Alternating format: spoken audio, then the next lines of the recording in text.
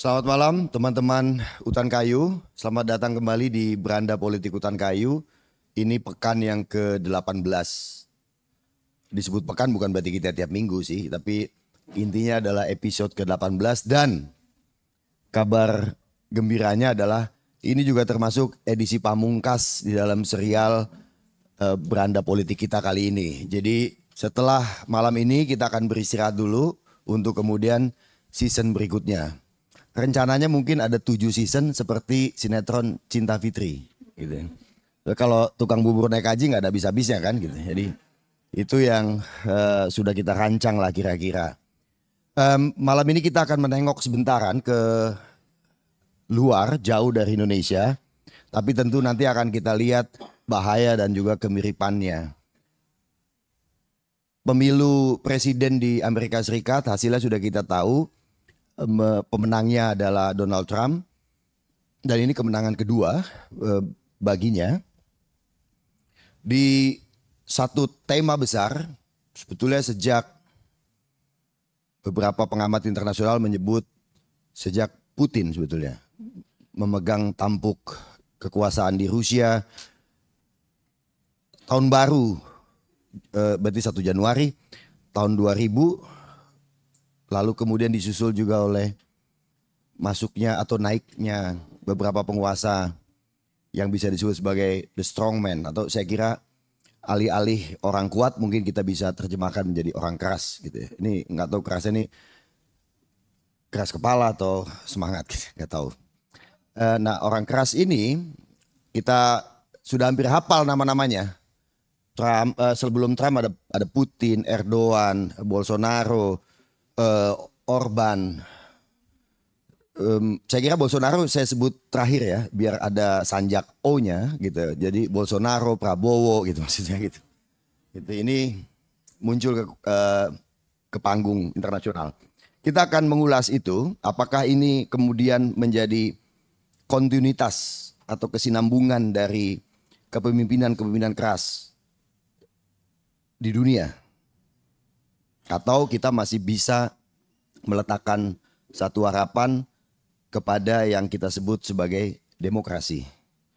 Demokrasinya barangkali kalau meminjam istilah dari para ahli politik, demokrasi yang ya kita bilang demokrasi yang membebaskan warganya.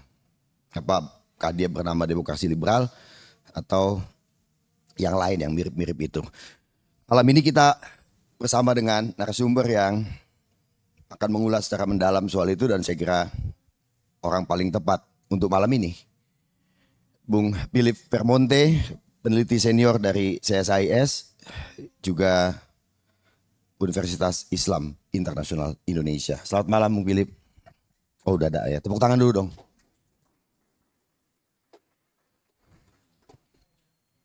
Nah, malam Bung. Terima kasih loh. Siap. Sudah menempuh padatnya ini kan pramuka ya. Iya. Itu paling berat memang melalui jalan itu. Walaupun pramuka sebenarnya tugasnya mesti membantu orang gitu. Tapi kali ini pramuka membuat kita menjadi berantakan beberapa. Tapi ya itu demi pembangunan lah katanya gitu ya. Bung Philip, karena tidak ada yang dipresentasikan ya. Tapi saya kira mungkin akan bercakap beberapa menit untuk kemudian nanti teman-teman ikut bergabung dalam tanya jawab. Saya kira analisa umum dulu nih. Yang harus kita waspadai ya, Indonesia khususnya ya. Atau sebelumnya gini dulu, secara umum adalah tentang dunia dulu. Trump muncul suatu kabar buruk katanya, setidaknya yang ditulis 2 hari lalu misalnya oleh David Ramsek ya di The New Yorker gitu ya. Yang meminjam atau sedikit main-main kata dari judul novel It Can Happen Here gitu ya. Dan dia menyebutnya bahwa itu bisa terjadi di sini dan terjadi di Amerika 2 kali. Satu pukulan besar sebetulnya bagi mereka yang menganggap bahwa pemimpin dengan pikiran rasis bahkan fasis itu mestinya nggak ada tempat gitu. Tapi ternyata dipilih oleh rakyat Amerika dan lebih besar angkanya ketimbang pemilihan pertama 4-5 tahun lalu. Itu dulu Bung Philip barangkali. Ya, pertama-tama mohon maaf.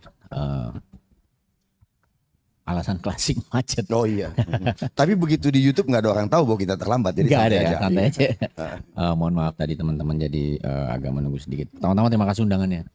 Jadi waktu dapat undangan untuk ke komunitas Sultan Kayu, ini mungkin teman-teman kelihatannya banyak yang usianya lebih muda daripada kita. Dari Bung Philip.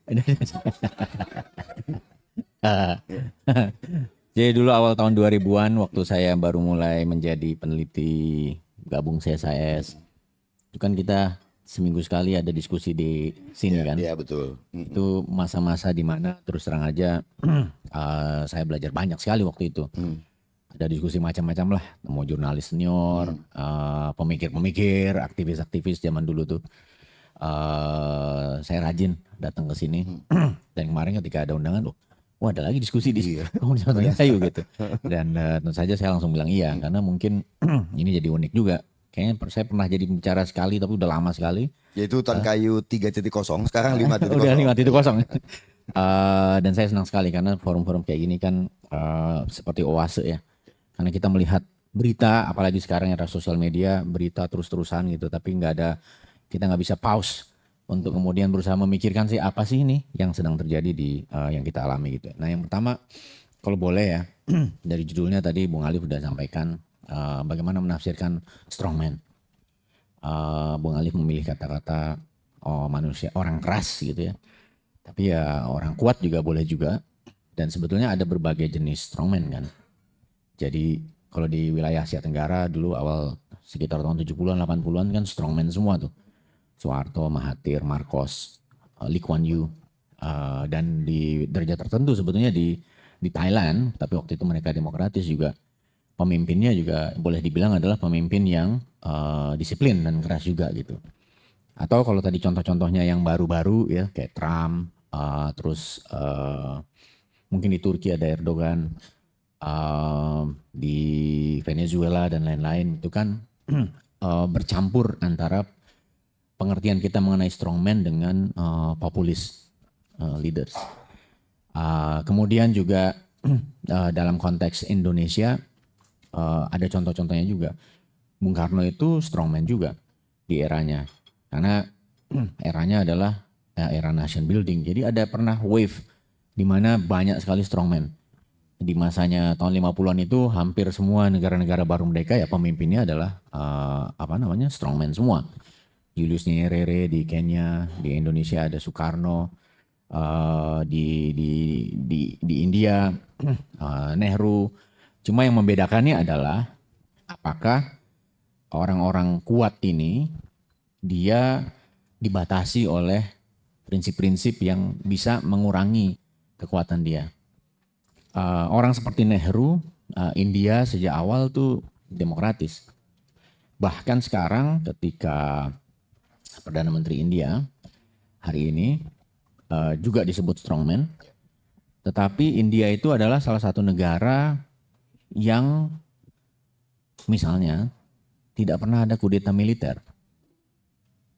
Uniknya militer India bisa begitu patuh pada prinsip-prinsip dia nggak mau ambil alih kekuasaan.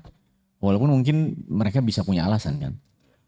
Jadi menurut saya agak susah kita untuk melakukan sweeping generalization dalam konteks ini. Tapi kira-kira saya duga apa yang diinginkan Bung Alif kira-kira bisa kita pahami lah bahwa ada kekhawatiran di mana muncul para pemimpin yang lahir dari proses elektoral, tetapi kemudian dia mengurangi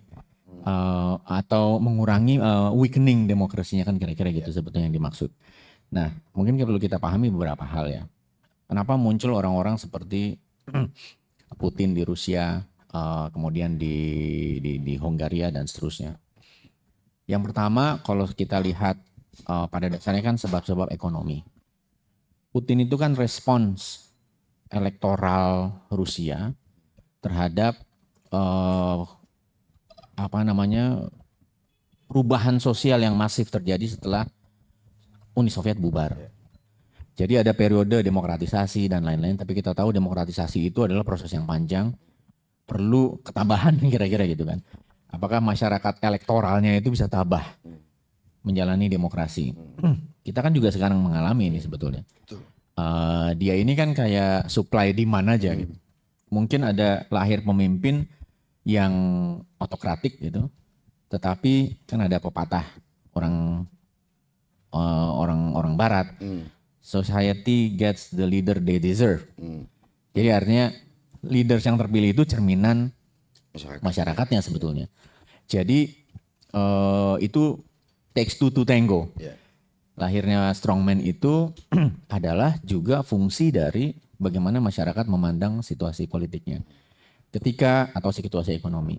Ketika masyarakatnya tidak tahan atau merasa bahwa demokrasi ini terlalu lama, tidak menghasilkan kesejahteraan dan lain-lain, mungkin pemimpin-pemimpin yang bisa menjanjikan seolah-olah lebih cepat, itu jadi sangat appealing gitu buat masyarakat. Padahal mungkin yang perlu kita pahami, demokrasi dan kesejahteraan itu belum tentu ada hubungan kausalitasnya. Kadang-kadang kan kita tanya kayak ayam sama telur, mana yang ada duluan? Harus sejahtera dulu baru demokrasi. Ini kan debat lama tentang demokrasi kan? Atau kita harus demokratis dulu baru mencapai kesejahteraan. Dan itu kan hasilnya mix, kecuali dulu Pak Budiono pernah bilang bahwa kalau pendapatan per kapita $16.000, maka itulah kira-kira muncul demokrasi dan dia bisa stabil. Jadi ada justru di ujungnya. Sementara buat negara yang kayak kita, negara membangun, developing countries, dan juga mengalami demokratisasi, mungkin hubungannya lebih ruwet antara demokrasi dengan kesejahteraan, dan akibatnya appeal kepada jenis pemimpin bisa mempengaruhi mood elektoral. Kira-kira gitu. Itu yang pertama yang mau saya sampaikan. Nah, yang kedua, menurut saya ada dampak dari situasi geopolitik juga.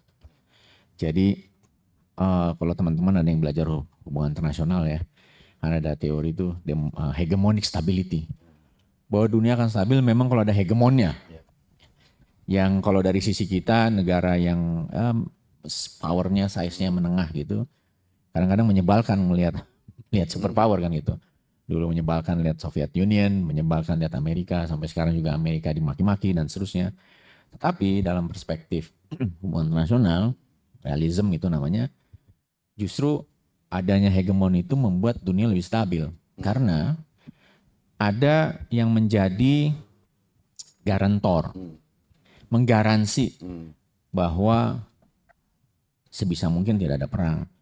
Kalau ada negara yang kira-kira mau keluar, mau membalik sistem internasional, sama dia langsung dihukum dan seterusnya. Sehingga mungkin orang bisa konsentrasi pada pembangunan dan seterusnya. Ada juga yang bilang bahwa perang ideologi itu bagus juga untuk menciptakan stabilitas juga. Ujungnya kan nuklir. Gitu. Nggak mungkin mereka saling menghancurkan kira-kira gitu. Akibatnya terbentuk stabilitas, maka di masa itulah ada periode relatif aman sehingga semua bisa membangun. Kan sebetulnya sejak Perang Dunia Kedua itu kita mengalami relatif peace ya. Dari tahun 45 sampai sekarang kan nggak ada major wars. Ada war tapi bukan major war seperti dulu Eropa bolak-balik perang. Saling menghancurkan dan seterusnya tahun 1800, tahun 1700. Tapi mungkin ini salah satu periode yang cukup panjang sehingga orang bisa konsentrasi membangun lah kira-kira gitu. Tapi ketika kemudian sekarang Soviet Union nggak ada, Amerika Serikat kemudian ibaratnya nggak ada musuhnya gitu. Lalu ada rising power seperti Cina. Tiba-tiba situasi jadi tidak certain gitu, uncertain. Cina menawarkan model yang berbeda bahwa ternyata kalau ada orang yang appealing kepada Cina bahwa dia bisa sejahtera nggak lewat jalur demokrasi. Akibatnya banyak pemimpin di tempat lain juga, ya mungkin bisa dicapai hal yang sama gitu, ya kan? Jadi melihat Cina, Cina itu memang kalau kita lihat selama 20 tahun, hampir 30 tahun terakhir, dia bisa menaikkan orang 500 juta orang terangkat dari garis kemiskinan. Karena ada model pembangunan yang model dia itu gitu. Walaupun cost-nya adalah mungkin kebebasan. Nah, ini sementara di sisi yang satunya lagi, Amerika lagi mengalami perubahan, bikultural, ada realignment di situ. Orang-orang yang tadinya dukung Partai Demokrat sekarang dukung Partai Republik dan seterusnya dan seterusnya. Kemudian menjadi perbandingannya menjadi apa namanya? Menularkan hal-hal yang apa namanya yang tadinya mungkin orang percaya bahwa kalau kita demokrasi, kita bersabar, kita tahan, kita akan sejahtera, kira-kira gitu. Nah, terus sekarang semua orang-orang menimbang ulang nih, gitu. Nah, ini PR-nya sebetulnya. Bagaimana kita memandang hubungan antara demokrasi dengan kesejahteraan dan akibatnya banyak pemimpin yang mengemulasi. Kalau kita lihat sekarang orang nggak mau misalnya melihat pemimpin seperti Xi Jinping karena juga potensi dia sudah menafikan kepemimpinan kolegial di Cina kan. Dengan periode dia yang ketiga itu dia udah membuat babak baru dalam pola leadership di Cina gitu. Yang tadinya dia kolegial akan berganti secara rutin kan gitu sebetulnya. Unik juga nih Cina gitu. Tapi sisi yang lain ngelihat Amerika ada Joe Biden yang tidak impresif, kemudian alternatifnya Donald Trump. Sehingga semua ini membuat orang-orang, kalau boleh saya bilang, kita ini sebetulnya on our own, kalau menurut saya.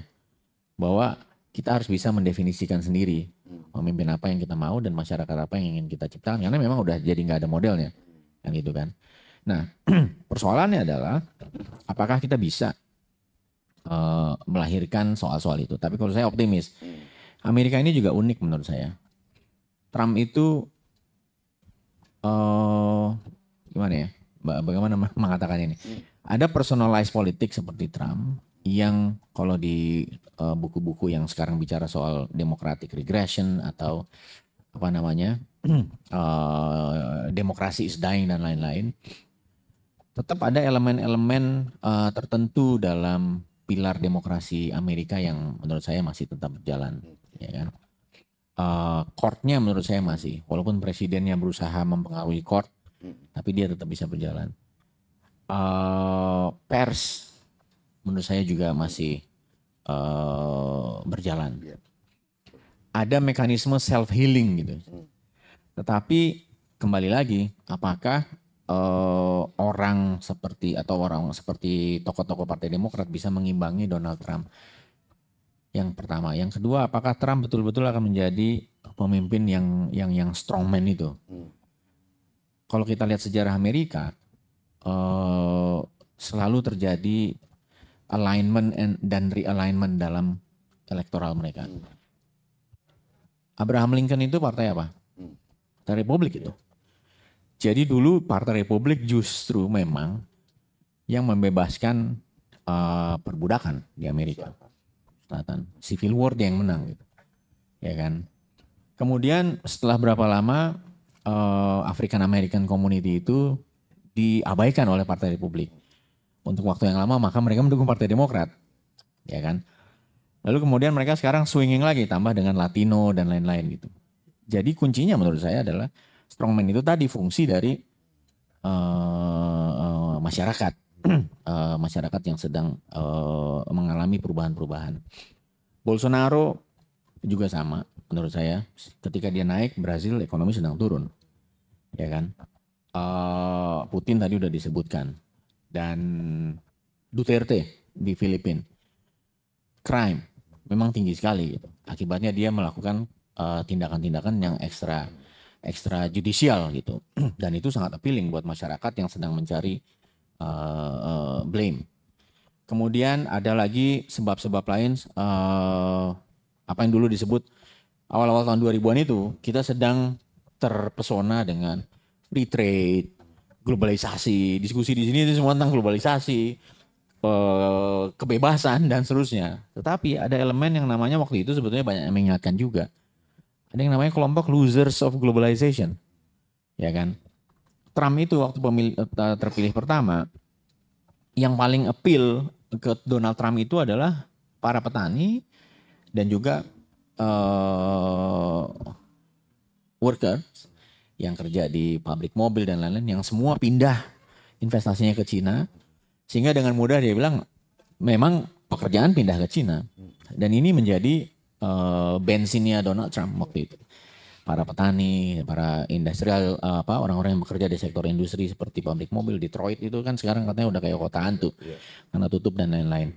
Dan itu semua adalah losers of globalization karena tidak bisa membangun sistem di mana orang-orang yang terdampak dari globalisasi dulu itu bisa mendapatkan proteksi dan seterusnya.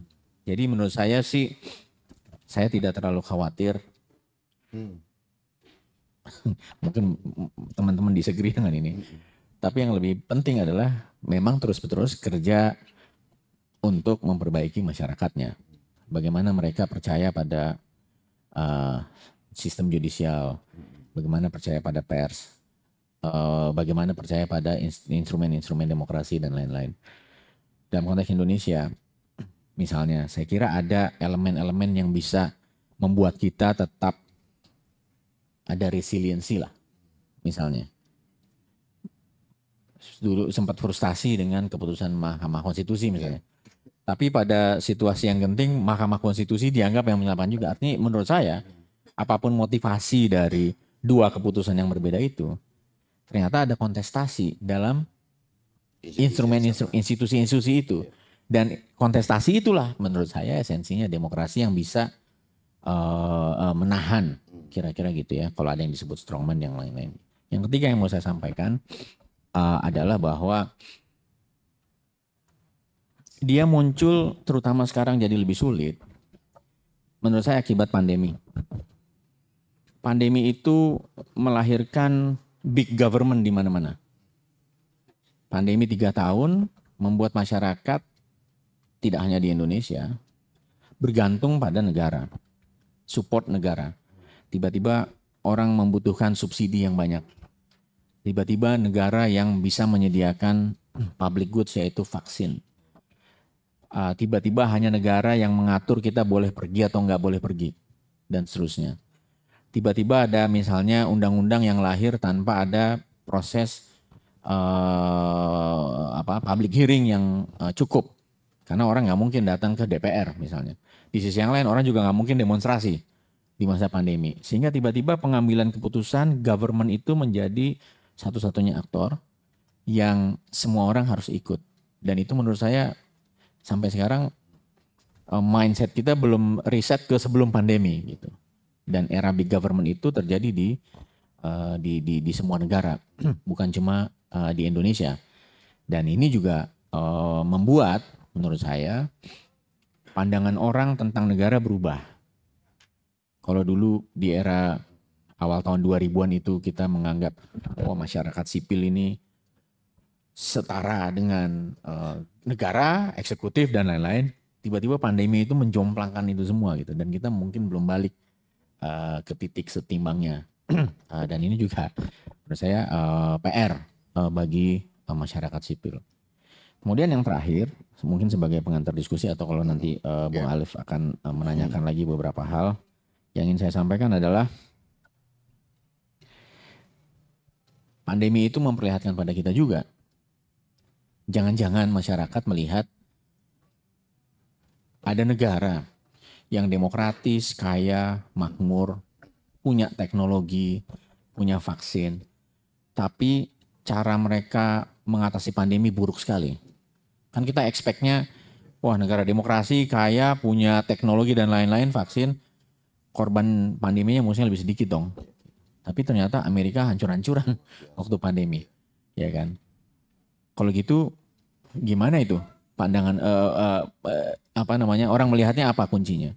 Tapi di sisi yang lain ada negara seperti Singapura yang tidak boleh dibilang tidak bisa dikategorikan sebagai negara demokratis, sangat efisien mengatasi pandemi. Cina di awal juga dianggap sama, keras, berhasil lah mengatasi pandemi. Walaupun di ujung ternyata Cina yang paling belakangan keluar dari pandemi, justru karena otoritarianismenya. Lalu ada contoh lain negara yang demokratis berhasil juga, Korea Selatan. Korea Selatan itu pemilu lagi pandemi, dia bisa kan. Nah ini kan mengaburkan gitu. Jadi yang penting demokrasi apa? Governance. Apakah yang diperlukan, ya kan, mungkin kita harus expand definisi demokrasi, ya kan? Apakah kalau demokrasi itu bisa menjamin terbentuknya pemerintahan dengan tata kelola yang baik, yang bisa responsif terhadap kebutuhan masyarakat dan lain-lain dan seterusnya? Karena hari ini menurut saya tantangannya itu makanya mungkin apa nih namanya strongman tanpa teknokratisme itu nggak bakal lama menurut saya. Makanya Hugo Chavez juga nggak lama ya, tapi dia meninggal karena sakit. Tapi problemnya tuh dia nggak bisa keluar dari kemiskinan Venezuela walaupun minyaknya kaya. Dan Karena dinasionalisasi. dan nasionalis. Karena apa? Masalah yang dihadapi itu masalah teknokratisme. Kalau pemimpin strongman itu kemungkinan nggak punya teknokratisme kan. Ketika dia punya teknokratisme, kemungkinan dia akan lebih demokratis dalam pengertian kasih konsesi. Misalnya kalau pandemi berarti membutuhkan kerjasama dengan saintis menghasilkan vaksin atau mengatasi climate change, dampak dari climate yang elemen sainsnya tinggi sekali nggak mungkin. Misalnya makanya rezim militer itu nggak akan bisa hari ini untuk berkuasa menurut saya. Dia bisa berkuasa sebentar, tetapi untuk mengatasi persoalan saya nggak bisa karena masalahnya sudah sangat teknokratis, ya kan, menyelesaikan polusi, bencana alam, pandemi, belum lagi kalau ada apa namanya AI, macam-macam itu semuanya yang tidak memungkinkan menurut saya sebetulnya. Makanya saya sih kalau saya maintaining optimism, strongman itu akan ada, tetapi dia akan tangannya akan diikat dengan kenyataan bahwa yang dibutuhkan adalah teknokratisme yang nggak mungkin dia jalankan kekuasaannya tanpa konsesi-konsesi dan kerjasama dengan kelompok-kelompok di luar kekuasaan, mau NGO, mau kampus, wartawan, saintis, dan macam-macam. Negosiasinya akan terjadi menurut saya. Mungkin itu sedikit pengantarnya. Terima kasih. Ya, ini catatan-catatan yang sangat menarik saya kira dan menebarkan semangat optimis yang cukup tinggi. Ya bahwa ada benarnya bahwa seorang pemimpin yang kuat tetap membutuhkan para teknokrat untuk mengatasi persoalan. Soeharto misalnya, Indonesia dengan nilai mata uang yang jatuh, inflasi atau devaluasi yang sangat tinggi sejak tahun 66 gitu, dia membutuhkan teknokrat-teknokrat cerdas untuk mengatasi persoalan. Tidak bisa diselesaikan hanya dengan mengerahkan tentara ke desa-desa kan untuk masalah-masalah seperti itu. Tapi apakah kemudian menjalin antara the strongman dan para teknokrat ini menghasilkan demokrasi? Nah, itu yang pertanyaan besar kan. Di banyak negara termasuk Indonesia itu tidak otomatis terjadi dan tidak terjadi. Tapi saya mau kembali ke poin pertama kedua tadi yang dijelaskan gitu. Dengan keadaan sekarang di mana dunia sebetulnya kan membutuhkan kerjasama yang sangat kuat. Perubahan iklim, kemudian juga masalah-masalah mengenai ledakan populasi di mana-mana, migrasi. Sementara para pemimpin-pemimpin kuat ini cenderung kebalikan. Trump mengancam untuk, dan pernah dilakukan di periode pertamanya untuk keluar dari kesepakatan Paris, mengancam keluar dari WHO, mengajak negara-negara Eropa untuk menutup diri dari imigran. Artinya yang lebih menguat adalah kecenderungan nasionalisme sempitnya. Nah, dan para teknokrat dunia, bukan hanya Amerika dan Eropa, tapi persekutuan dari itu semua, kan hanya menjalankan apa yang memang diperintahkan oleh pemimpinnya.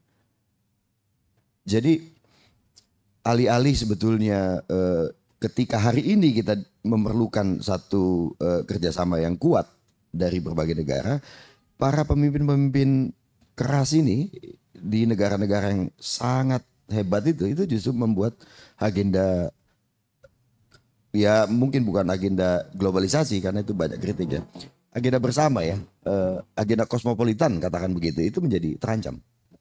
Iya memang, menurut saya ini Amerika itu kan sebetulnya dia lama dalam isolasionisme kan. Amerika kan benar-benar baru terlibat dalam kebutuhan untuk menjaga keamanan global itu justru karena diprovokasi Jepang. Pearl Harbor itulah yang menarik Amerika keluar dari isolasionismenya. Mereka dulu menghindari terlibat dalam urusan-urusan global. Mereka Urusan duniawi. Mereka merasa bahwa mereka bisa self-sustain. Dia negara dengan relatif bentuknya kontinen, cukup kaya sumber daya, penduduk banyak, talent banyak dan seterusnya. Sehingga mereka merasa bisa self-sufficient lah. Ketika mereka terlibat Perang Dunia Kedua, lalu memenangkan perang, tanggung jawab internasionalnya muncul, ya kan? Ini kan pandangan idealis bahwa wah kita punya tanggung jawab untuk menjaga perdamaian dunia dan seterusnya gitu. Tetapi tidak banyak negara yang punya kemampuan. Indonesia dimandatkan oleh konstitusi ikut serta menjaga perdamaian dan keamanan dunia. Tetapi kita tidak punya resources untuk melakukan itu. Tetapi negara dalam level seperti Amerika yang menang perang, dia harus mengeluarkan resourcesnya untuk menjaga perdamaian dunia itu. Ya mungkin setelah 70 tahun relatif peace ini, ya kan, dan juga dalam situasi ekonomi yang ada kompetisi dengan Cina dan seterusnya, mereka sadar bahwa resources mereka drain out gitu, lebih banyak keluar. Karena itulah masyarakat Amerika jadi tertarik pada ide-ide semacam Trump. Mungkin kita pada satu waktu Indonesia akan gitu juga. Saya di UI ini kampus itu beasiswa dari untuk mahasiswa asing kan. Kita kan boleh promosi ya. Boleh. Jadi tapi ini bukan mahasiswa asing nih. bukan mahasiswa asing. Ya UI ini kan program pemerintah untuk membuat sekolah pasca sarjana S2 S3 untuk mahasiswa, terutama mahasiswa luar negeri, beasiswa. Tapi kita aja sering dengar nih, baru levelnya masih segini, pandangannya begini. Ngapain sih ngasih mahasiswa luar negeri? Emangnya orang Indonesia nggak butuh apa gitu? Ini kan mindset nih. Iya. Nah, apakah kita punya internasionalisme yang didambakan dan punya resources untuk melakukannya, atau nggak punya? Jadi mood elektoralnya Amerika hari ini, menurut saya adalah yaitu mereka udah terlibat dalam perang. Sebetulnya terutama sejak September 11 kan. Ya. Jadi mereka tiba-tiba terlibat dalam long protracted konflik di mana-mana karena terpaksa dan harus gitu ya. Masuk Afghanistan nggak bisa keluar. 20 tahun. 20 tahun. Pindah ke Irak. Kejar-kejar Saddam Hussein, habis-habisan resourcesnya nggak bisa keluar. Lalu ada urutan-urutannya sampai sekarang. Itu mungkin sudah triliunan dolar. Yang kemudian jadi isu elektoral di Amerika. Kenapa kita harus spend uang begitu banyak? Sementara ada banyak sekali. Bung Alif kan kalau ke Amerika lihat airportnya kan busuk semua. Jadi tuh Trump itu kampanyenya kayak kita tuh, infrastruktur.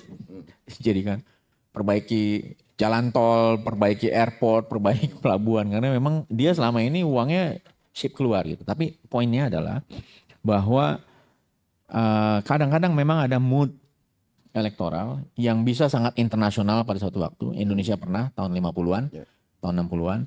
Bung Karno Asia Afrika tahun depan dirayakan. Nekolim ya kan dan sebagainya. Apalagi konflik dengan Malaysia dan seterusnya. Masyarakat waktu itu relatif mendukung kan. Maksudnya kalau waktu itu udah ada survei mungkin kalau ditanya, wah iya siap kan yang Malaysia dan seterusnya. Tapi kemudian ada pemimpin baru datang yang kemudian membuat reason bahwa oke, ada cara lain nih. Makanya dibuatlah Soeharto strongman tapi dia pikirannya oke, justru yang dibutuhkan kawasan yang damai, tenang, bisa stabil, bisa bangun. Walaupun sama-sama strongman, approach-nya kan berbeda gitu. Nah, itu yang saya maksud tadi bahwa mood elektoral itu bisa mempengaruhi pemimpin si strongman. Hitler waktu terpilih lewat serial election partai Nazi di Jerman, dia kan pertama kali jadi chanceler tahun 1933, ya kan. Di seberang Atlantik, Roosevelt di Amerika terpilih jadi presiden Amerika setelah Great Depression. Jadi krisis ekonomi yang besar, maka orang seperti Roosevelt dengan kampanye New Deal, dia kasih subsidi dan seterusnya ekonomi yang didorong oleh negara, masyarakat merasa terbantu. Dia terpilih 3 kali. Satu-satunya presiden Amerika yang terpilih 3 kali melawan konstitusinya, itu namanya Roosevelt. Tapi dia melakukannya secara demokratis karena dia membawa keluar. Tapi di sisi yang lain, krisis yang sama melahirkan orang seperti Hitler di Jerman, ya kan? Jerman habis diminta untuk bayar ganti rugi perang dan seterusnya, jatuh miskin, datang orang seperti Hitler yang campaigning, kenapa kita harus dipermalukan, begini begitu dan seterusnya, lahir. Poin saya, dua masyarakat yang berbeda, situasi yang sama, melahirkan dua strongman dengan karakter yang berbeda. Nah, jadi tadi kalau kembali ke poin awal, kita agak susah generalisasi para strongman ini. Mungkin orang Singapura sampai sekarang berterima kasih sama Lee Kuan Yew. Ya kan, dia bisa mengubah Singapura sedemikian rupa. Juga ada banyak orang Indonesia mungkin yang masih nostalgic sama Orde Baru misalnya, dan seterusnya. Sehingga yang ingin saya sampaikan sekali lagi, bahwa dalam era semacam ini, apakah strongman itu bisa memiliki batasan-batasan demokratis, satu. Dua, sejauh mana mereka willing untuk melewati batas itu. Nah ini yang harus kita jaga dan diskusikan sebetulnya. Batas-batas apa yang bisa dibangun yang nggak mungkin dilewati. Kalau kemarin terus terang misalnya kayak kampanye 3 periode. Jokowi, udah lupa namanya kayaknya. Maksud saya itu mungkin bahkan dari tahun 98 sampai sekarang belum ada pemimpin Indonesia yang mau berpikir oh ya kita coba 3 periode gitu. Tapi ternyata juga nggak berhasil sebetulnya kan. Kalau kita dengar analisisnya kan Pak Jokowi akhirnya tunduk pada opini publik sebetulnya. Karena penolakannya tinggi sekali. Artinya apa? Yang menghalangi perpanjangan kekuasaan itu ujungnya adalah sebetulnya masyarakat juga. Yang kita di Indonesia belum tahu batas kekuatan kita ini di mana. Sebetulnya kalau ditaruh dalam kontinum sejarah, kita demokrasi ini kan belum lama, baru dari tahun 98. Kayaknya udah lama kan. Mas Alif kayaknya udah kayak ubanan gitu. 26 tahun. Baru kemarin udah di jalanan gitu. Tahun 98 dan seterusnya gitu. Kelihatannya udah lama. Padahal kalau taruh dalam kontinum sejarah masih pendek sekali tuh masa itu gitu. Ada proses-proses pembelajaran dan lain-lain yang tadi saya bilang ternyata orang nggak pernah berpikir MK akan punya peran seperti itu. Padahal itu lembaga yang baru pasca reformasi dibikin. Ternyata ada juga resiliensi. Bahwa ada motivasi masing-masing hakim, ya itulah dia esensinya. Ada kontestasi gitu. Mungkin besok tiba-tiba ada institusi lain yang bisa mempertahankan itu, ya kan. Contoh India, mungkin Modi nggak bisa pakai tentara, tapi di sisi lain dia bisa mengoptasi tentara, tapi tentaranya tetap strict kan dalam urusan. Tugas dia adalah jaga keamanan karena ada ancaman geopolitiknya. Indonesia kan nggak punya ancaman, relatif tidak punya ancaman geopolitik. Makanya agak beda karakter tentara, terutama di negara Asia Tenggara dengan negara-negara yang punya ancaman geopolitik yang serius gitu, sehingga dia bisa konsentrasi. Jadi ada banyak faktor yang bisa melahirkan pemimpin strongman, tapi ada banyak faktor juga yang bisa menahan pemimpin strongman ini menurut saya. Iya. Ya bisa ada karakter yang beda-beda ya, kalau contoh FDR dan dengan Hitler pada masa itu. Ya tipis-tipis kita menangkap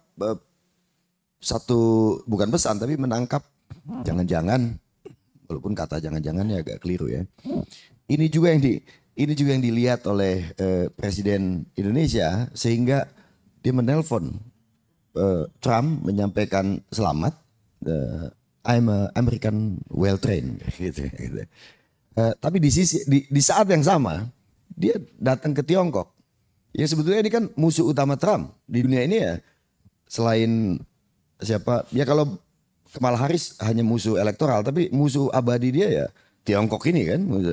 Ini didekati dua-duanya. Ini sebetulnya gaya pendekatan semacam ini karena melihat tadi faktor yang disebutkan oleh Bung Philip tadi, atau sebetulnya karena kita memang nggak punya sikapnya jadi dalam hubungan internasional. Negara dengan middle power seperti kita kan optionnya nggak banyak. Walaupun kita punya retorika negara besar menjaga perdamaian dunia, tapi pada akhirnya kan apakah kita satu punya resources, dua prioritas, ya kan, dalam hubungan luar negeri misalnya. Tiga, menurut saya apa yang dilakukan kemarin itu, karena banyak juga orang yang bilang pada akhirnya negara-negara seperti Indonesia harus memilih, harus ikut Amerika Serikat atau ikut Cina. Dan saya perhatikan pemimpin kita ini mungkin dari zaman Pak SBY, Pak Jokowi, sekarang Pak Prabowo, itu menghindari terpaksaan untuk memilih. Karena ya kita nggak mau juga. Memilih itu akan menyulitkan. Kalau kita memilih Amerika, Cina itu Cina ada di sini, ada di wilayah kita gitu. Dan kita sebetulnya sudah hidup ribuan tahun bertetangga dengan Cina. Ibaratnya kita itu tidak terlalu nervous sebetulnya. Kalau negara barat itu nervous sekali melihat apa namanya? Ini hiburannya lumayan juga. Ini lumayan ini. Ini namanya ordo ya, orkes dorong. Apa namanya? Juga amanat konstitusinya, bukan amanat konstitusi, amanat politik luar negerinya yang dianut selama ini kan bebas aktif. Walaupun banyak perdebatan tentang bebas aktif, apa sih artinya bebas aktif? Ada yang orang menganggap netral, nggak boleh. Bung Hatta waktu nulis pertama kali soal free and active foreign policy tahun 48 itu di Journal Foreign Affairs, dia bilang itu bukan neutrality. Kalau harus memilih boleh sebetulnya, tapi itu harus ada pertimbangan kalkulasi rasional dan lain-lain. Tetapi hari ini mungkin jadi tidak wise untuk memilih. Satu, orang bilang Amerika in decline. Makanya orang kayak Trump nggak senang dibilang in decline. Indonesia kan juga nggak senang dibilang negara kecil. Kita bilang kita negara besar. Orang seperti Trump, atau Partai Republik nggak mau dibilang decline. Dan mungkin Amerika memang tidak decline menurut saya. Yang lain catching up. Ada negara yang pertumbuhannya cepat, Cina, termasuk Indonesia dan lain-lain. Jadi kayaknya dia ada relatif decline, ya kan? Yang kedua, Amerika itu militernya ada publikasi tahunan ya, namanya Military Balance kan. Dia mencatat semua senjata, pembelian, produksi dan seterusnya, dan kekuatan militer. Jadi di ranking negara-negara nomor 1 masih Amerika. Itu kalau ranking 2 sampai 10 digabung masih gedean Amerika juga. Jadi dari sisi militer Amerika itu masih sangat dominan. Mungkin kalau Cina pace-nya seperti kayak gini mungkin perlu 4 dekade, 5 dekade lagi minimal untuk mendekati menurut saya. Kecuali ada breakthrough teknologi kan kita itu juga kemungkinan. Tapi intinya secara ekonomi relatif decline itu terjadi karena yang lain catching up. Tiba-tiba relatif bisa mengimbangi gitulah. Sehingga memilih itu opsi yang agak sulit. Kecuali kalau ada perang yang memaksa. Misalnya nanti saya rasa rumitnya apa? Tiba-tiba Cina menyerang Taiwan. Ya, udah pasti Indonesia rumit tuh, menurut saya. Ada 300.000 orang Indonesia di sana pertama. Yang kedua itu soal apakah mau membela yang dalam tanda petik demokratis Taiwan atau bersetuju dengan Cina yang menganggap itu adalah wilayah teritorinya. Negara seperti Indonesia kan mengagungkan kedaulatan. Selama ini semua udah menerima misalnya One China Policy, tidak ada yang mengakui Taiwan dan lain-lain. Tapi kalau sampai terjadi itu akan rumit. Nah ini kan semua yang dihindari. Titik sampai memilih itu didelay lah oleh banyak negara termasuk Indonesia. Karena itu menurut saya jadi rasional gitu. Pergi ke Beijing, lalu pergi ke mana? Washington DC. Ketemu presiden, telepon presiden elect, ketemu Biden dan seterusnya. Itu menurut saya sih fatsun yang memang biasa dilakukan gitu.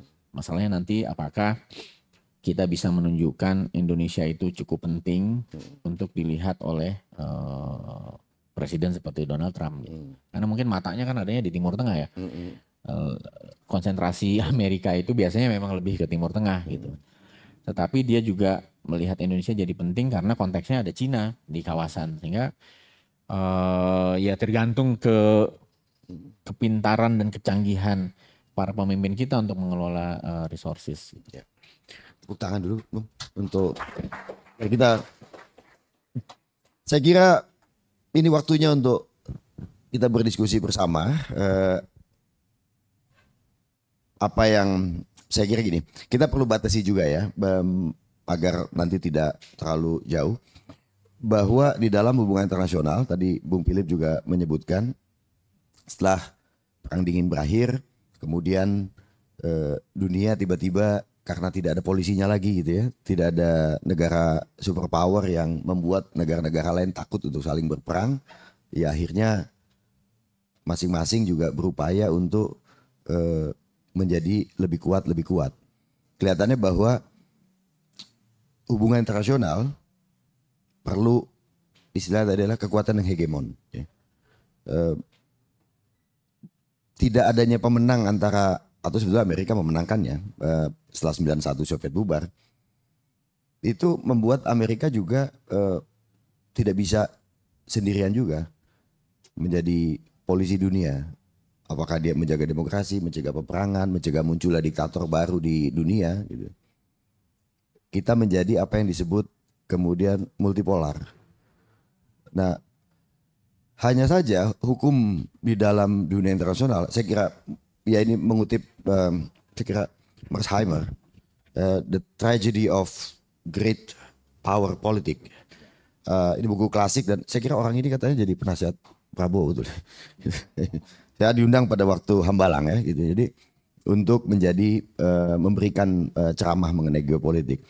Nah, menurut Mersheimer adalah kalau karena tidak ada kekuatan hegemon, maka semua negara kuat berupaya menjadi hegemon, memegang hegemoni atas dunia.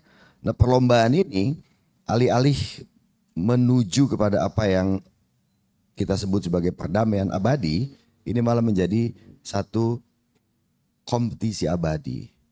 Nah, dunia tidak menjadi damai juga gitu, karena tiap-tiap wilayah atau tiap-tiap negara kemudian memperkuat persenjataannya juga, Iran misalnya gitu, selain Israel dan banyak negara lain. Nah, kita tidak ada di ambang perdamaian, walaupun tidak ada penguasa dunia yang cukup kuat. Maksud saya dengan pemahaman itu kita tidak akan berupaya untuk kembali kepada persoalan-persoalan lampau, tapi mungkin melihat dalam diskusi ini, melihat bagaimana situasi ini memberi sesuatu, apakah di harapan atau peluang-peluang bagi Indonesia, walaupun itu bukan pekerjaan utama kita, itu biar Menlu Sugiono dan Prabowo yang memikirkan, tapi kita melihat celah-celah yang baik. Catatan kedua adalah yang tadi disampaikan, pilihan-pilihan mengenai apakah kita mengutamakan demokrasi versus pemerintah, government. Jadi dibutuhkan juga pemerintah yang kuat untuk menyelenggarakan pembangunan dan barangkali mendistribusikan kesejahteraan. Dalam bahasa lama ini juga banyak dibahas mengenai di dalam situasi dunia atau situasi negara yang tidak terlalu bagus gitu, apakah kita mendahulukan pembangunan versus hak asasi manusia, kira-kira itu. Jadi apakah kita akan selalu ada di hadapan pilihan-pilihan yang saling bertolak belakang ini, atau kita yang salah menempatkan pilihan-pilihan itu? Silakan teman-teman, pertanyaan-pertanyaan yang mau diajukan, dan saya mau mengumumkan sedikit bahwa ada 4 buku yang akan diberikan kepada penanya terbaik. Apa kategori penanya terbaik? Yaitu penanya yang bisa menjawab pertanyaannya sendiri. Ada 4 ya. Oke, Bung Adi, lalu 2, silakan nama, dan 3 dulu ya. Di sini ada? Ada 2, oke. 3 dulu di sini. Waktu kita cukup banyak, tenang. Tetap nama dan asal muasal. Silakan Bung. Oke, makasih Mas Philip. Yang pertama itu saya baru sadar ya 2 minggu yang lalu bahwa Dubes Indonesia untuk Amerika tuh kosong sejak Juli 2023. Jadi Dubes terakhir tuh Rosan Roslani yang dipanggil jadi Wamen BUMN. Nah, udah setahun lebih Dubes kita kosong di sana. Itu masalah problem administrasi doang. Karena secara administrasi jelas sudah bisa dijalankan oleh staff ya. Tapi itu karena Dubes itu jabatan politis gitu. Apakah itu juga menjadi simbol perubahan prioritas Polugri Indonesia gitu? Karena kok dubes di negara gede kayak Amerika gitu kosong selama setahun gitu. Setahu saya sih belum pernah ada apa dubes apa Amerika apa pos dubes di Amerika tuh kosong selama setahun tuh belum pernah ada setahu saya sebelum ini gitu. Terus yang kedua tadi Mas Philip menyatakan bahwa turning point Amerika keluar kandang itu per Helberg ya. Kenapa bukan pas Perang Dunia Pertama pada saat Menlu Jerman kirim telegram ke Meksiko, Zimmerman telegram itu buat Meksiko lu serang Amerika aja, kemudian Amerika ikut Perang Dunia Pertama dan akhirnya nanti mereka mengusahakan bikin LBB juga itu Mas, walaupun gagal ya waktu itu. Kenapa turning point-nya bukan Perang Dunia Pertama tapi Perang Dunia Kedua Mas? Makasih.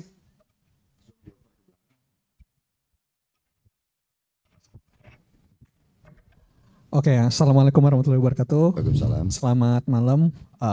Saya Ricky. Buat Pak Philip nih. Tadi dari sepanjang saya dengar paparannya Pak Philips itu banyak mengempatize kalau terjadinya fenomena strongman ini ya. Kalau nggak boleh saya kutip itu adalah saya simplifikasi jadi populis. Itu banyak kan sebagai respon dari masyarakat bawah terhadap krisis yang nggak bisa diselesaikan gitu dengan cara-cara yang lazim di demokrasi gitu. Tapi saya di sini mau menyitir ini argumen dari ini ya Levitsky sama Ziblatt di How Democracy Die. How Democracy Die. Nah di situ mereka punya argumentasi kalau itu ada fenomena munculnya strongman ini. Atau tokoh-tokoh populis itu justru hadir karena elitnya dalam hari ini partai politik yang nggak punya nggak menjadi gatekeeper yang benar gitu. Jadi nggak menjalankan fungsinya sebagai lembaga gatekeeper untuk mencegah strongman ini bisa naik gitu. Kalau dianalogikan kan kita nggak akan bisa beli barang kalau barang itu nggak ditaruh di display. Nah kan, jadi kan ini kan ada dua pendapat ya. Satu muncul karena arus dari bawah, yang satu lagi karena kegagalan elit. Nah kalau kita lihat konteks di negara-negara demokrasi, terutama di Indonesia nih, relevansinya kira-kira mana sih yang lebih determinan gitu, atau mana sih yang harus kita waspadai. Nah yang kedua tadi Pak Philips tadi bilang kalau demokrasi itu nggak berbanding lurus dengan kesejahteraan gitu kan. Tapi ini kontradiktif Pak Philips dengan pemenang Nobel Prize kita yang Economic Nobel Prize yang tahun 2004 ini kan, Acemoglu itu dia cenderung berpendapat kalau lembaga inklusif itu pasti mendorong ke kesejahteraan jangka panjang gitu. Yang mana inklusivitas lembaga itu justru hanya bisa hadir di negara yang punya sistem demokrasi gitu. Tapi dia nggak bisa jawab Cina ya. Nah itu fenomena itu. Mungkin bisa komentari terkait itu juga Pak Philips. Itu aja mungkin, makasih. Terima kasih Bung Ricky. Silakan Pak. Assalamualaikum, saya Raja dari Bogor. Kepada Pak Philip, saya pengen tahu aja nih, saya awam tapi saya jujur saya katakan saya tidak begitu menyukai Trump ya. Menurut Pak Philip, efeknya baikkah? Yang mana lebih baik, Trump menang atau Kamala yang menang? Itu satu. Kedua, menurut penilaian Pak Philip gimana? Saya awam terhadap politik Amerika, tapi saya juga ngikutin sedikit. Kekalahan Kamala itu saya rasa dari kegagalan pemimpinnya si Joe Biden ya. Kalau menurut saya, yang maaf saya katakan dia pemimpin yang pikun lah. Kalau saya pikir begitu.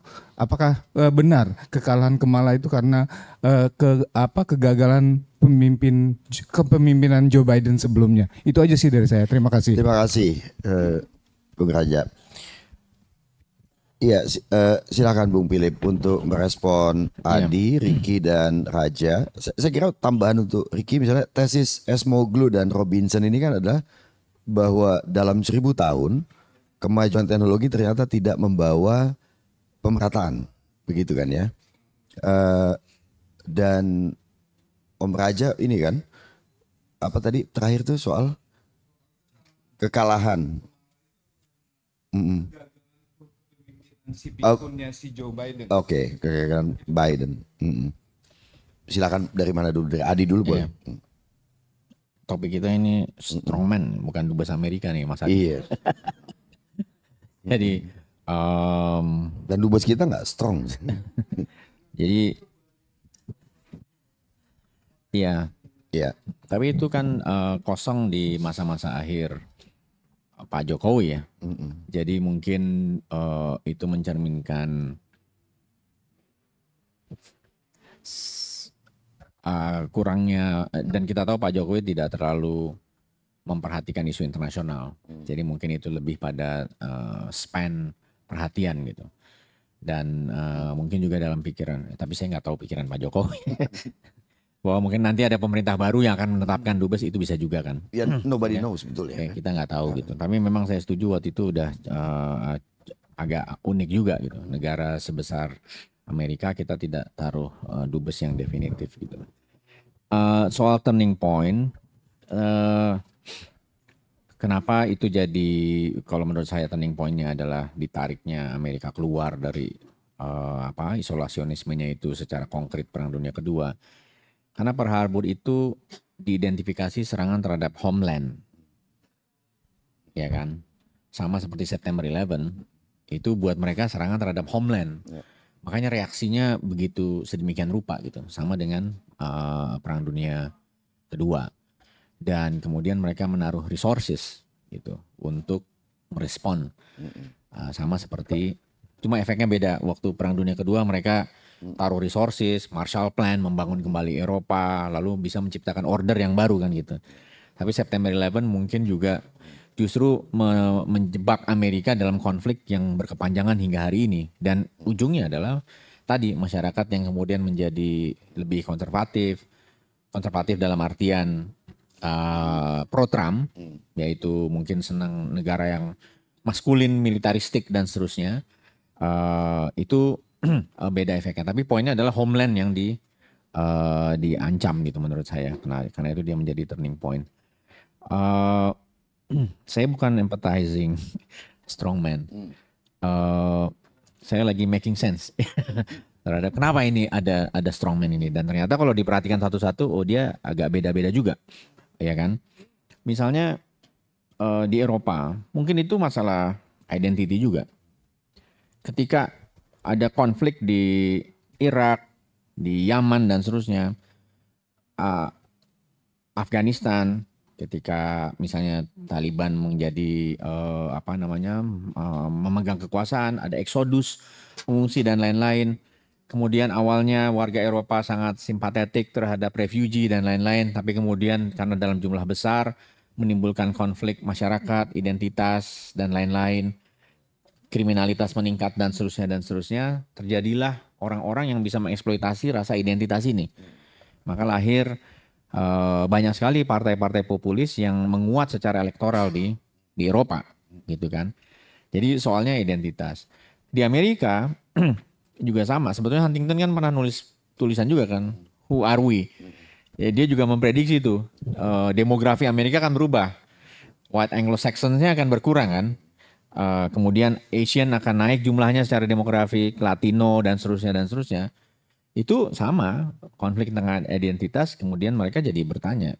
Karena itu lahir orang-orang seperti Trump ini yang bisa mengeksploitasi identitas gitu dalam konteks elektoral. Dan kalau dibilang sebabnya adalah partai politik yang tidak bisa channeling, saya mungkin setuju juga bahwa dari sisi partai politik ada perubahan juga. Partai politik hari ini bukan cuma di Indonesia, kan bukan lagi mass based political parties. Kalau zaman tahun 50-an gegap gempitanya itu di Indonesia juga sama. Itu kan partai politik mass based, berbasis massa. Ada mobilisasi, orang terkait sekali secara ideologis dan lain-lain. Hari ini partai politik terdiskoneksi dari masanya sendiri, ya kan? Dulu tahun 50-an orang pegang kartu anggota partai bangga sekali. Dia bayar iuran. Di ruangan ini saya yakin nggak ada yang pegang kartu anggota partai politik udah. Pernah ada kayaknya 1-2. Ada ya? Iya. Bayar iuran? Enggak. Enggak. Jadi Ini pindah orang, partai karena partainya ke sana gitu kayaknya. jadi orang tidak lagi punya identitas terhadap partai politik. Akibatnya apa? Partai politiknya jadi tidak ideologis, dia akan pragmatis, pemilihnya juga menjadi swing voter semua. Pemilu hari ini, tahun ini pilih partai A, nanti 5 tahun lagi pilih partai B tanpa merasa bahwa saya tidak melanggar apa-apa. Komitmen ideologis itu nggak ada. Gitu. Akibatnya, makanya yang terjadi adalah apa yang kita lihat hari ini. Partai politik bergantung pada negara, bukan bergantung pada pemilihnya gitu.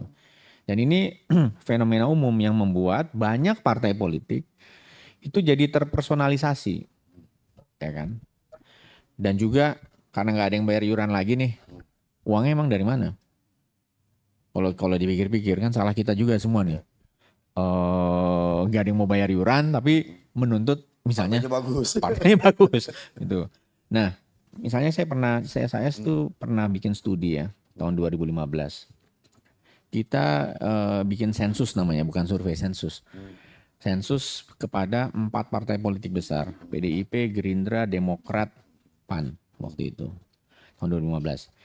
Kita mewawancara ketua partainya. Jadi di level ketua partai di kantor provinsinya sama ketua partai di kabupaten kota. Jadi ada 514 kabupaten kota waktu itu. Tambah provinsi kayaknya waktu itu masih 30, enggak udah 34 ya. Jadi 514 kira-kira 550 kali 4. Jadi yang kita wawancara itu 2000 lebih ketua partai. Kita tanya macam-macam nih soal jeroannya partai. Oh, ada tukang kebunnya nggak kantornya? Kantornya di pinggir jalan apa di masuk gang? Bangunannya permanen atau bedeng? Milik sendiri atau sewa dan lain-lain. Jadi saya punya data jeroan partai termasuk profesi ketua partai, ya kan? Hampir 80% ketua partai di Indonesia itu latar belakangnya adalah pengusaha lokal. Nggak ada aktivis kayak Bung Alif gini. Pada nggak mau, ya kan?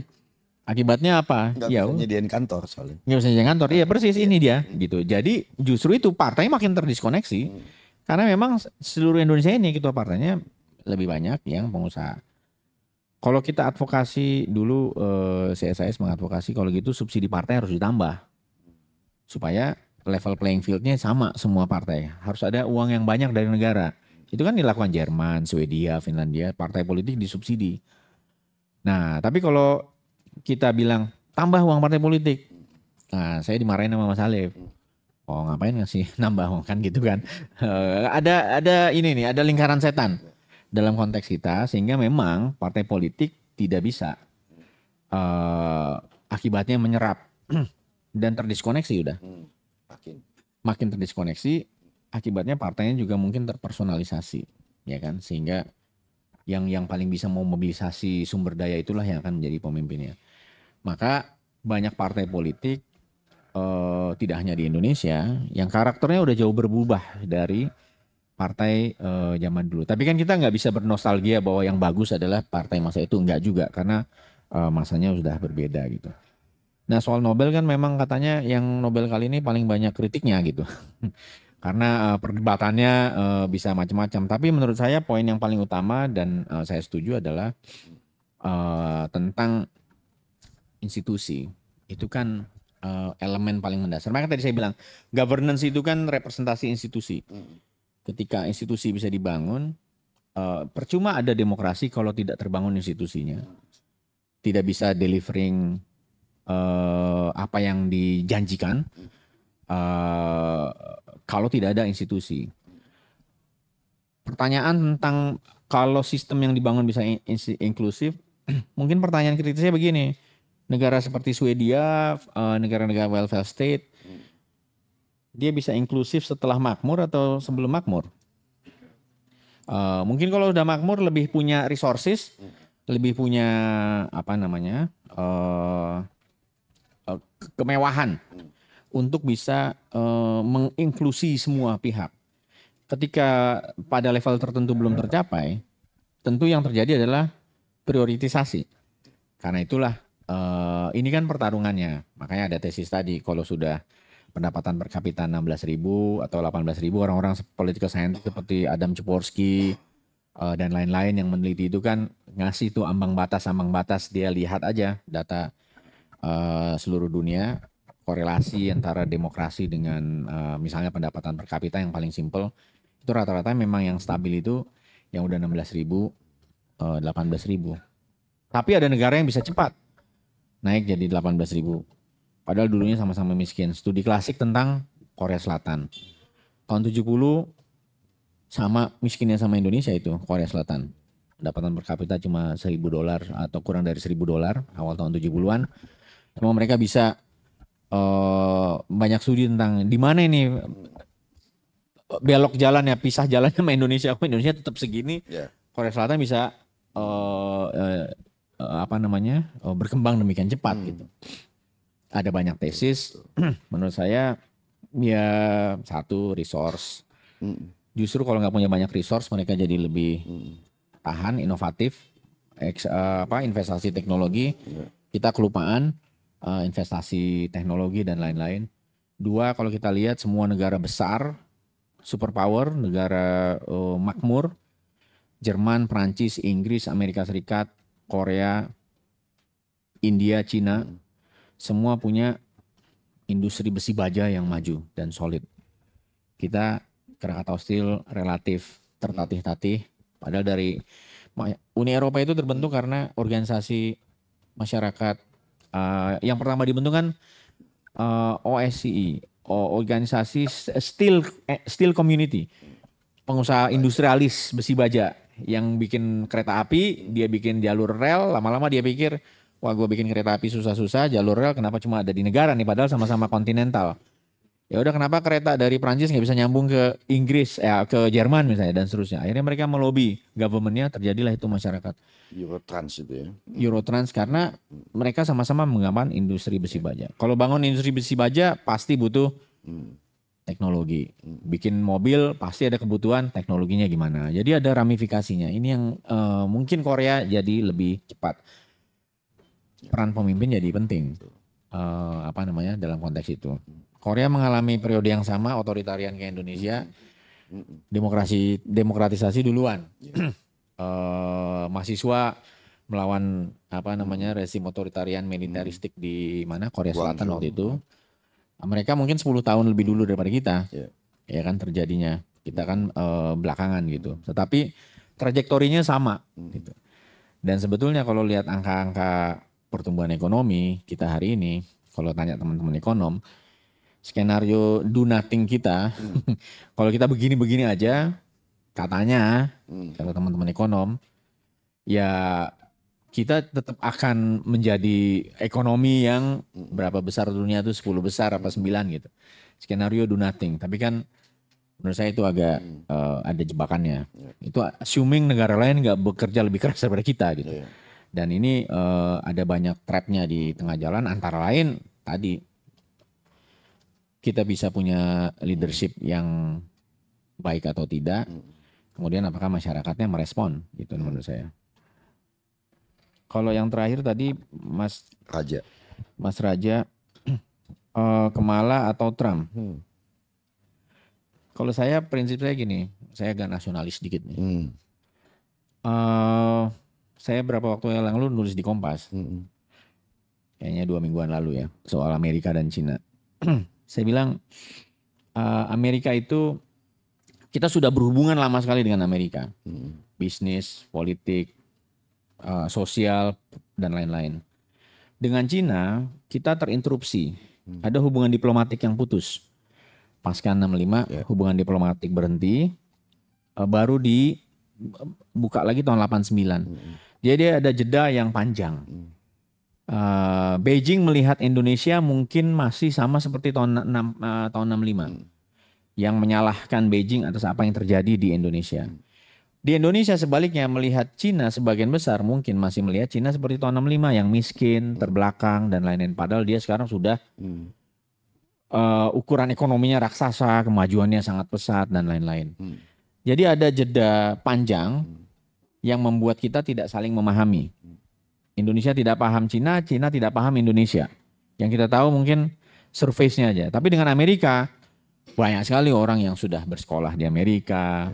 Nggak usah bersekolah juga nonton film Amerika dan seterusnya dan seterusnya. Jadi istilah saya itu, Amerika itu the devil that we know. Itu devil yang kita udah tahu. Kira-kira tindak tanduknya akan bagaimana kita tahulah Amerika. Cina, the devil we don't know. Sama-sama berbahaya buat kita dua-duanya. Dalam konteks kita sebagai negara menengah ya. Bukan devil, bukan dalam arti dia akan merusak Indonesia, enggak. Tetapi kira-kira Amerika akan lebih mementingkan kepentingannya sendiri. Cina juga sama, ya kan. Tetapi kita tahu Amerika itu akan bertindak, behave seperti apa, relatif kita sudah tahu gitu. Untuk Cina kita belum tahu bagaimana kita merespon Cina dengan kekuatannya yang baru ini. Jadi sama-sama devil, tapi yang satu kita udah tahu, satu kita lagi belajar gitu. Dan karena itu saya melihatnya lebih pada Indonesia sendiri, bukan apakah mana yang lebih baik nih, Kamala atau Trump. Buat saya sama aja, kalau menurut saya, karena mereka semua akan mengedepankan kepentingannya sendiri, udah pasti itu. Cina juga sama. Jadi buat saya kita yang merumuskan kepentingan kita buat kepada Trump atau Kamala kalau menang kemarin itu bagaimana gitu. Menurut saya sama aja hasilnya. Ya kalau kita menyimak Biden ya yang tidak juga mencabut bea masuk barang-barang Cina ke Amerika yang ditetapkan Trump di awal kan. Jadi Biden tidak mengubah banyak juga. Misalnya atau bahkan tidak mengubah apa-apa gitu. Ya, misalnya begini, kita kan negara menengah nih. Kita kan senang tadi multilateral. Sepertinya kalau kita ada masalah apa, mana PBB gitu. Seolah-olah kita tuh mengedepankan mana WTO, apalagi ASEAN, dan kita mengedepankan multilateral. Dan itu secara natural dilakukan oleh semua negara yang kekuatannya menengah. Karena itu last resort buat kita. Karena beramai-ramai kita lebih kuat kan kira-kira gitu. Tetapi negara superpower ini kadang-kadang nggak peduli sama lembaga multilateral. Waktu Amerika perang dagang sama Cina, memangnya mereka ke WTO? Enggak. Mereka selesaikan secara bilateral atau perang secara bilateral. Jadi lembaga multilateral yang kita bela itu tantangannya hari ini banyak sekali kan. Karena pada dasarnya negara superpower itu relatif kalau tidak matching dengan kepentingan mereka, mereka tidak akan pakai. Kalau matching dengan kepentingannya dia akan pakai. Masalahnya negara middle power seperti kita nggak punya luxury untuk melakukan hal yang sama. Kita mau mengabaikan hukum internasional nggak bisa. Kadang-kadang justru kita memakai hukum internasional, ya kan? Banyak contoh. Ini UN Convention of the Law of the Sea, UNCLOS. Amerika itu bukan penandatangan UNCLOS. Cina penandatangan UNCLOS. Tapi Amerika bertindak seolah-olah dia penandatangan UNCLOS. Dia menyerukan semua negara patuh pada UNCLOS, patuh pada UNCLOS. Padahal yang dia lagi sindir Cina. Karena Cina ya itu di Laut Cina Selatan ada problem kan. Di sisi yang lain Cina penandatangan UNCLOS. Tapi dia bangun punya konflik dengan negara-negara ini yang sampai sekarang nggak selesai. Jadi ini unik nih dua negara.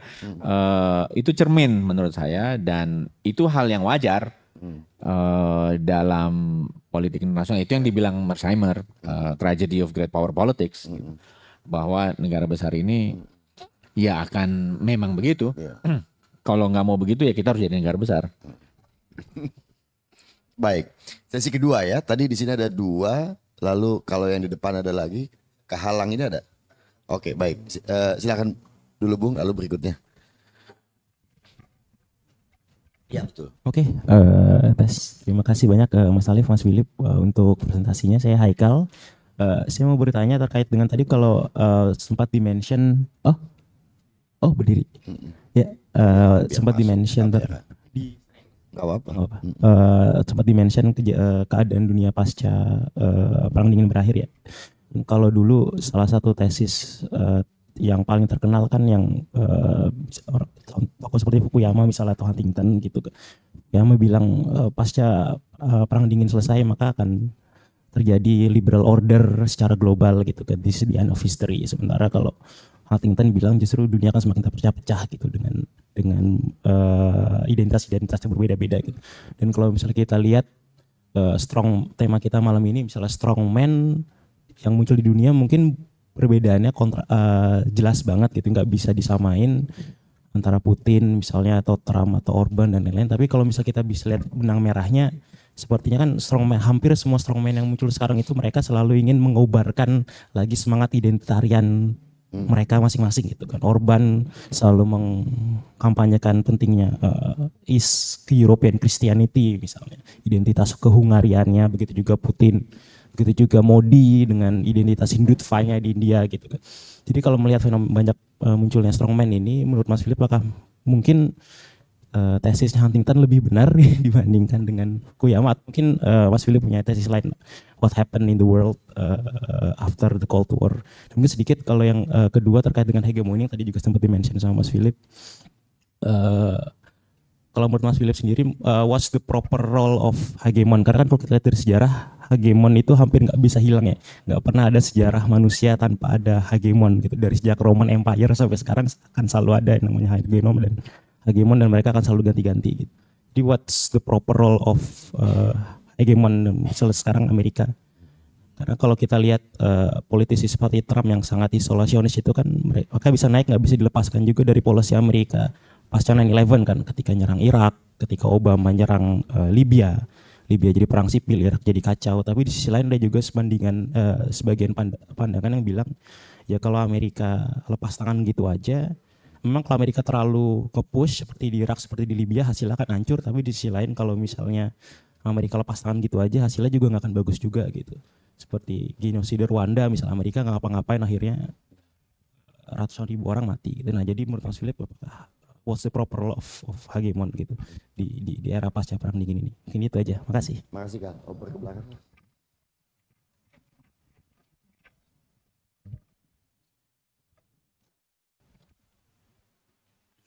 Iya. Oke, terima kasih waktunya. Saya Gulam. Yang ingin saya tanyakan pertama terkait pandangan Amerika terhadap negara-negara di bagian Timur Tengah ya. Di Trump periode sebelumnya, dia memang melirik lebih banyak terkait negara-negara Timur Tengah. Namun nyatanya jika kita bandingkan pertarungan atau kompetisi antara Amerika dengan Cina, di beberapa sektor Amerika mengalami secondary posisi kedua daripada Cina. Pertama di Arab Saudi terkait investasi minyak, take and give minyak, Cina nomor 1 dengan pencapaian 70% investasi pertukaran minyak dengan teknologi dan pembangunan, The Line, terus kereta cepat dan lain-lain, dengan tawaran Cina bahwasanya kalau kau terima tawaran dari kami, kita akan tingkatkan GDP kalian melalui FDI dan lain-lain. Sedangkan Amerika cuma menawarkan teknologi dan militer. Persenjataan dan militer. Kemudian di Qatar terkait Amerika dan Cina, juga Cina mendapatkan pasokan minyak paling banyak daripada Amerika dengan menawarkan 5G dan teknologi lainnya, BRI dan lain-lain. Kemudian yang ingin saya tanyakan, di periode hari ini, apakah Trump akan memperbaiki hal-hal tersebut untuk lebih memaksimalkan di daerah-daerah Timur Tengah. Terus yang kedua yang ingin saya tanyakan adalah terkait topik yang lagi ramai di teman-teman pengelana hutan pikiran hubungan internasional terkait bridge. Ya. Tahun 2001 sudah ada prediksi bahwasannya akan ada 5 negara pada tahun 2050 yang memiliki kemampuan ekonomi yang patut dipertimbangkan di ranah global. Pada tahun 2004 muncullah bridge. Ya, India, Cina, kemudian beberapa negara lainnya, South Africa. Kemarin baru-baru ini Menteri kita Pak Sugiono menghadiri agenda bridge. Dia di media menyatakan bahwasannya ya kita kemungkinan akan bergabung, tapi kan nggak semudah omongan di media bahwasannya butuh kesepakatan forum dan lain-lain. Nggak semudah itu Indonesia bisa bergabung dengan aliansi tersebut. Pertanyaan saya, pertama, apakah Indonesia berpeluang bila ingin bergabung di BRICS tersebut? Kedua, maksud dari posisi Indonesia hari ini yang disampaikan Pak Sugiono dan lain-lain dari Pak Prabowo, belum ada tanggapan terkait ini. Apakah ini sekedar pancingan, maksudnya apakah sekedar seeking attention dari Trump agar melirik Indonesia lebih dalam, atau ya sekedar iseng-iseng?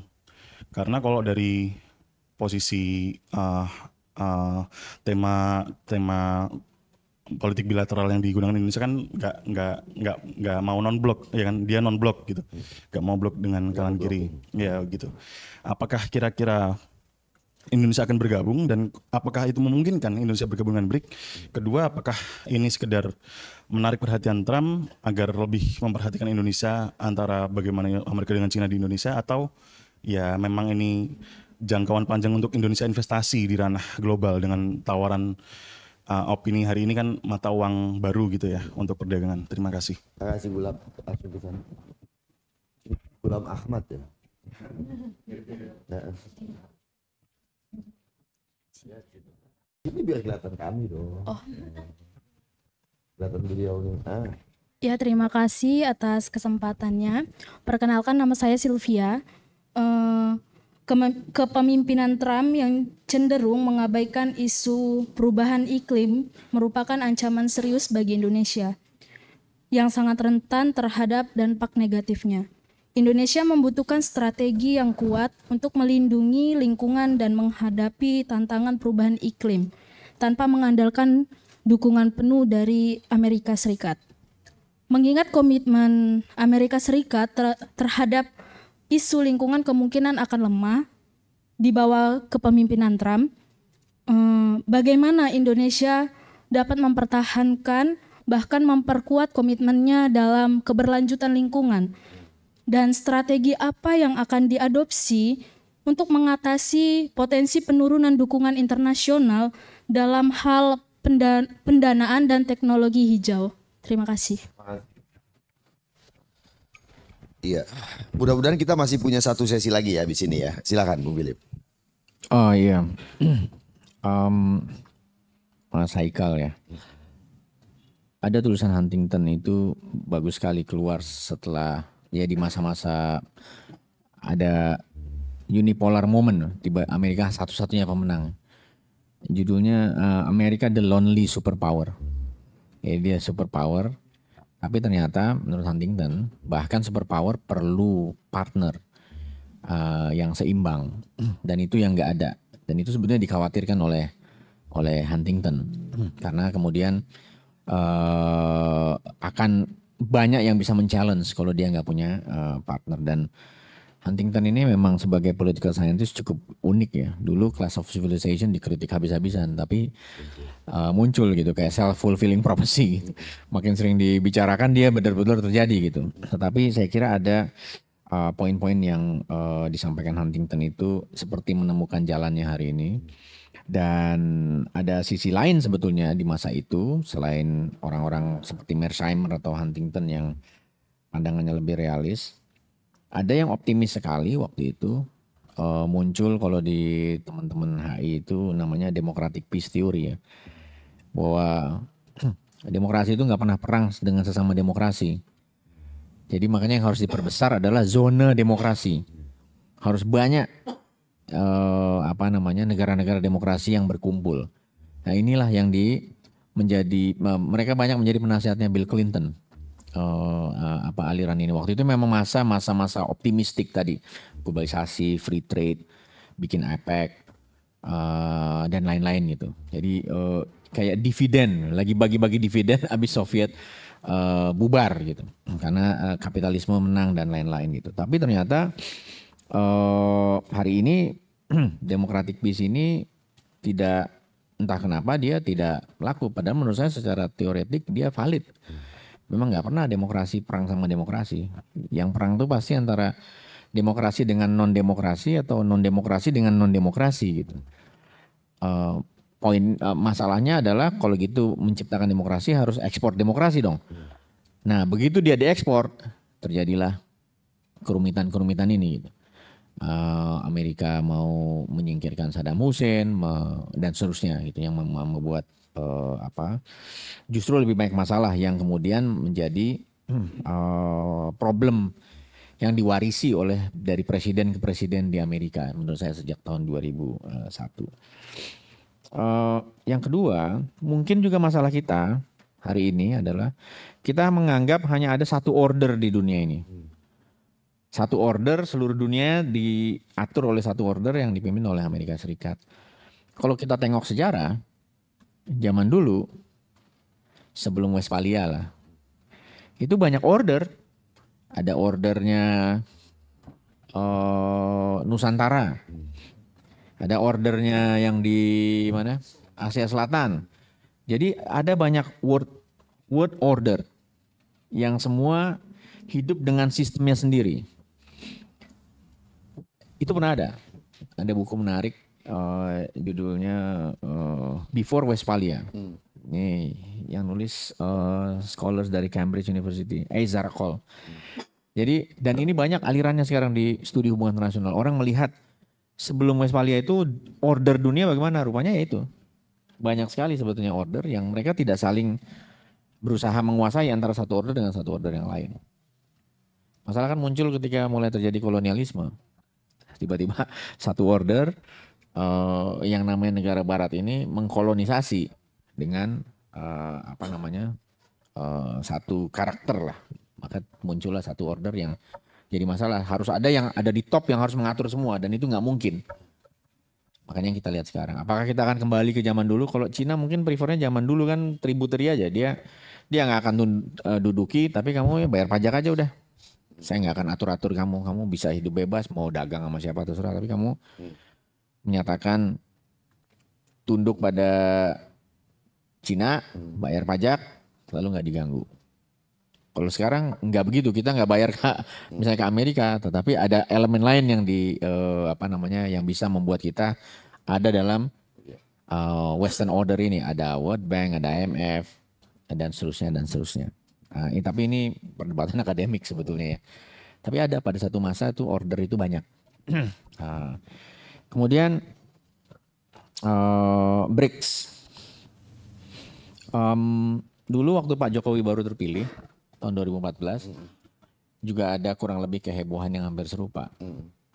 Pak Jokowi pergi ke mana? Pergi ke luar negeri.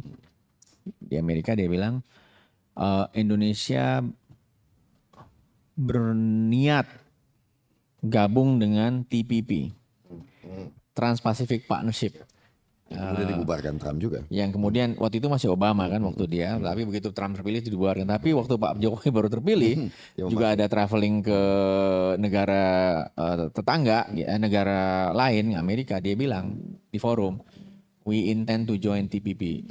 Ramainya bukan main juga gitu. Wah Indonesia berarti sekarang merapat ke Amerika apa gimana gitu kan.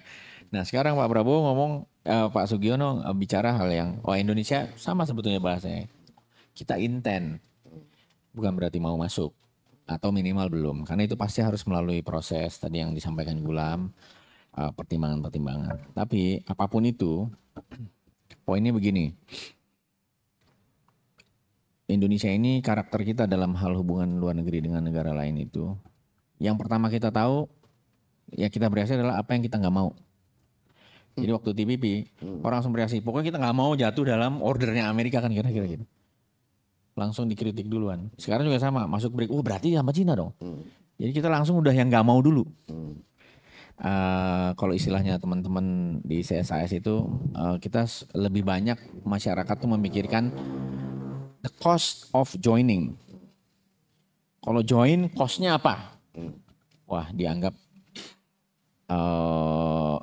antek Amerika atau dianggap antek Cina. Jadi yang pertama itu. Sementara negara lain ketika masuk sebuah arrangement semacam itu, yang mereka tanya pertama the cost of not joining. Kalau kita nggak join ini, cost kita apa? Jadi ada kalkulasi rasional. Di TPP itu yang dipimpin Amerika sekarang enggak, sama Jepang ya, CPTPP namanya. Ada Vietnam, Malaysia. Vietnam itu kurang apanya? Anti Amerikanya dulu, dia perang sama Amerika kok. Ya kan? Tapi dia nggak ada masalah masuk TPP karena kalkulasi rasionalnya adalah kalau ikut TPP barang dia bebas tarif sehingga harganya lebih murah, produk dia lebih kompetitif masuk pasar Amerika. Pertimbangannya dulu begitu kan. Kalau Indonesia nggak join, harga kita berarti mungkin 30% lebih mahal. Akibatnya nggak laku. Ekspor macam-macam gitu. Jadi cost of not joiningnya itu dikalahkan oleh cost of joining. Yang pertama kita tahu itu pokoknya yang kita nggak mau apa. Sama kan. Kamu setuju ini nggak? Pokoknya saya nggak mau. Lalu maunya apa? Nggak tahu. Pokoknya saya yang itu nggak mau. Gitu. Ini penyakit yang agak repot juga kita. Mbak Sylvia ini mungkin agak melenceng dari diskusi. Tapi soal iklim ini menurut saya soal yang agak rumit ya. Dalam arti dia melibatkan dari Amerika itu penting justru karena dia adalah salah satu emitter terbesar kan. Emitter terbesar kayak Cina, Indonesia dan lain-lain, makanya dia harus bertanggung jawab sebetulnya karena pembakaran emisi itu dia salah satu yang paling banyak. Tetapi di Amerika ada problem domestik juga, ada banyak denier-nya, walaupun sainsnya sudah established, tapi sama seperti pandemi, orang Amerika kan banyak juga yang sangat anti vaksin dan seterusnya yang menganggap itu macam-macam, tidak percaya sains bahkan di negeri seperti Amerika gitu. Jadi ini buat saya dan juga mungkin ada lobby dari Oil company. Satu oil company, dua car producer yang pakai masih bensin dan lain-lain. Jadi akibatnya mungkin dia menghadapi tantangan domestik yang lebih berat dibandingkan kita. Masyarakat sebetulnya yang kita tahu mungkin sisi mitigasi kebencanaan tentang masyarakat mungkin paham karena merasakan akibat dari perubahan iklim gitu. Tetapi tentang sainsnya di masyarakat mungkin nggak banyak perdebatan. Jadi orang kira-kira ya menerima lah perdebatan saintifiknya ini sudah diterima oleh masyarakat atau karena nggak mengerti ya udah ikut pemerintah kan gitu. Tapi kalau di Amerika kan nggak begitu kejadiannya, sehingga dia jauh lebih dan kepercayaan Trump adalah lebih pada dia nggak percaya sama climate change, karena menghalangi pertumbuhan ekonomi buat dia gitu. Dan ternyata kita memang masih punya kesempatan ya satu sesi lagi, tapi saya kira dua saja. Bila ada yang mau, oke, satu di sini dan Mbak di belakang. Saya mau juga nggak apa-apa. Oke, 3 berarti ya, tapi agak cepat-cepat. Silakan. Oke, thank you Mas Philip. Oke, saya mau nanya terkait dengan pembicaraan tadi tentang Vietnam dan strongman juga. Karena namanya sorry lupa. nama saya Vincent. Oke, saya duga Willy Dosan tadinya. Kalian nggak ada yang tahu ya?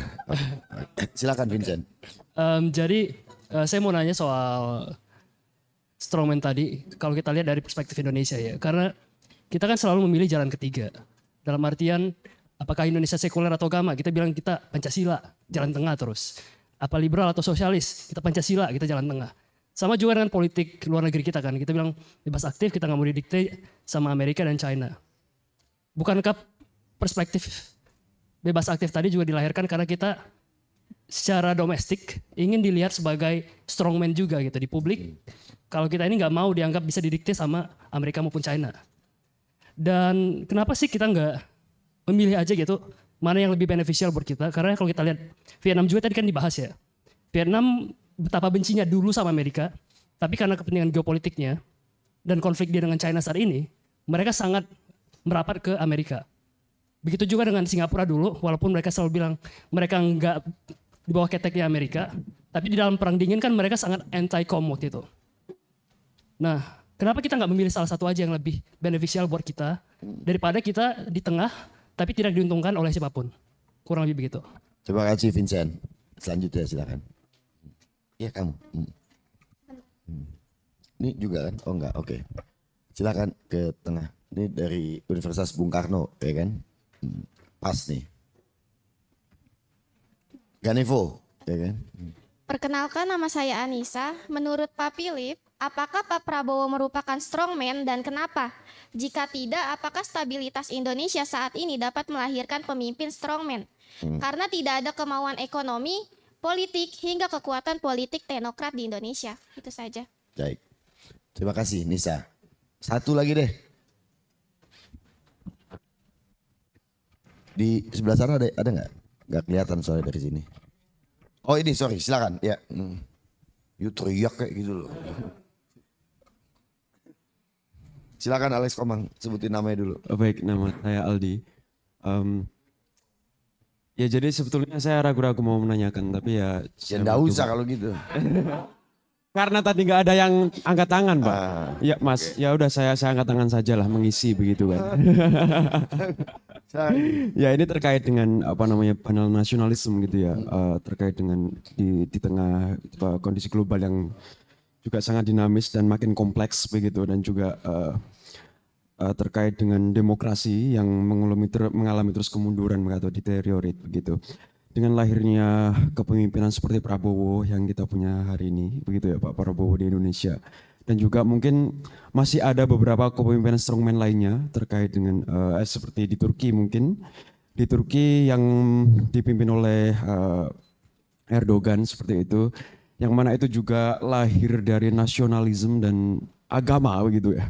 Nasionalisme dan Islamisme yang menjadi satu atau kita katakan bisa sebagai banal nasionalisme dangkal seperti itu. Dan juga terkait juga dengan adanya Trump hari ini juga sama menggunakan pola serupa dan juga mungkin negara-negara lain seperti Arab Saudi, Iran ataupun juga Egypt hari ini seperti itu. Nah sebetulnya saya ingin menanyakan apa sih Pak Philip terkait dengan dampak panjang dari ini begitu. Sementara di tengah kondisi saat ini juga in the digital age begitu ya. Ya prediksi mungkin beberapa data saya pernah membaca data tapi saya lupa bahwasanya hari ini tuh untuk pemerintahan dengan adanya big government tadi waktu COVID itu untuk mendistorsi sebuah informasi itu sangat mudah hari ini seperti itu. Dan kapan ini akan terus berlangsung begitu? Terkait dengan kemunduran demokrasi, distorsi informasi dan lain sebagainya. Begitu. Dan ini kan apakah juga ini juga bertentangan dengan modernisasi teori begitu. Di mana ketika ekonomi meningkat, pendidikan meningkat, yang seharusnya masyarakat itu lebih cenderung untuk menuntut kebebasan seperti itu ya. Tapi justru masih beberapa lebih mudah terdistorsi begitu dengan informasi-informasi yang ada seperti itu. Terima kasih. Terima kasih tadi. Ya, menurut saya begini, kalau saya koneksi aja semua pertanyaannya kayaknya ada benang merahnya. Yang pertama, menurut saya di Indonesia yang terjadi hari ini itu bukan lebih tepat disebut sebagai elite stability. Jadi mulai dari zaman SBY sebetulnya. Koalisi yang besar itu usaha menciptakan elite stability. Karena itu bisa menciptakan pemerintahan yang lebih stabil, dia bisa membangun. Dilanjutkan oleh Pak Jokowi, koalisi yang gemuk itu juga elite stability. Pak Prabowo juga meneruskannya. Jadi ini bukan soal strongman atau bukan strongman, tapi menciptakan elite stability yang terjadi karena ada trauma. Traumanya adalah Gus Dur dijatuhkan. Sehingga presiden sesudahnya selalu memikirkan bagaimana caranya mempertahankan elite stability agar tidak mengalami apa yang dialami oleh Gus Dur. Dinaikkan menjadi presiden rame-rame, diturunkan rame-rame. Sehingga makanya ada pembentukan koalisi gemuk yang dibikin oleh Pak SBY, dikasih portofolio kementerian dan lain-lain dalam rangka mengamankan sebetulnya. Nah, dalam konteks seperti itu, dari satu sisi kita bisa melihat Indonesia ini pada dasarnya demokrasinya memang demokrasi yang menurut saya elite driven ya. Kalau political scientist kayak Anne Liphart kan bilangnya itu consociational democracy. Demokrasi yang dipengaruhi oleh elit. Dan waktu pasca 98 elit juga yang settle demokrasi. pertemuan Ciganjur itu elite settlement, gitu. Ketemu di rumah Gus Dur, Amin Rais, Megawati, Wiranto, ya kan. Ini lagi perubahan yang lagi besar-besaran. Tahu-tahu mereka berkumpul 5 orang ya. Sultan. Sama Sultan ya kan. Kumpul, ya udah. Pak Amin jadi ketua MPR, diatur aja gitu. Tapi itu kalau direfleksikan ke belakang, itu menyumbang pada stabilitas yang terbentuk sebetulnya. Tetapi efeknya adalah jadi terus-terusan elite driven demokrasi gitu. Dan tapi kan ini kan memang pekerjaan panjang untuk membuat masyarakat dan juga partai politik berfungsi sebagaimana yang seharusnya terjadi gitu.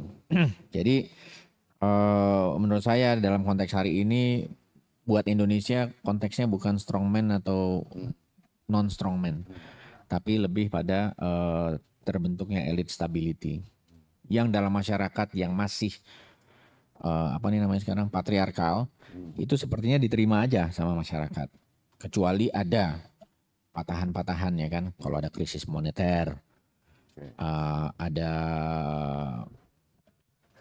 Ada event-event historikal yang ada ininya lah, yang membuat masyarakat tuh mempertanyakan lagi elite settlement yang dibentuk ini gitu menurut saya.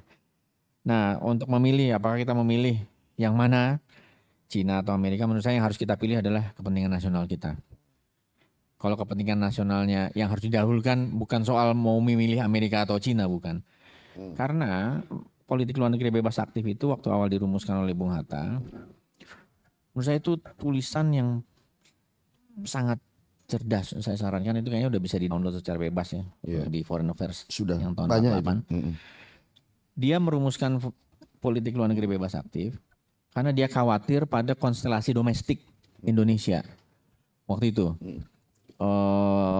Ada perseteruan antara PKI dengan partai-partai Islam dan partai liberal kayak PSI dan seterusnya, yang dengan mudah Bung Hatta menduga akan berafiliasi pada kutub di luar, Uni Soviet dan Amerika Serikat, sehingga cita-cita itu ditulis tahun 48, Indonesia baru merdeka 3 tahun.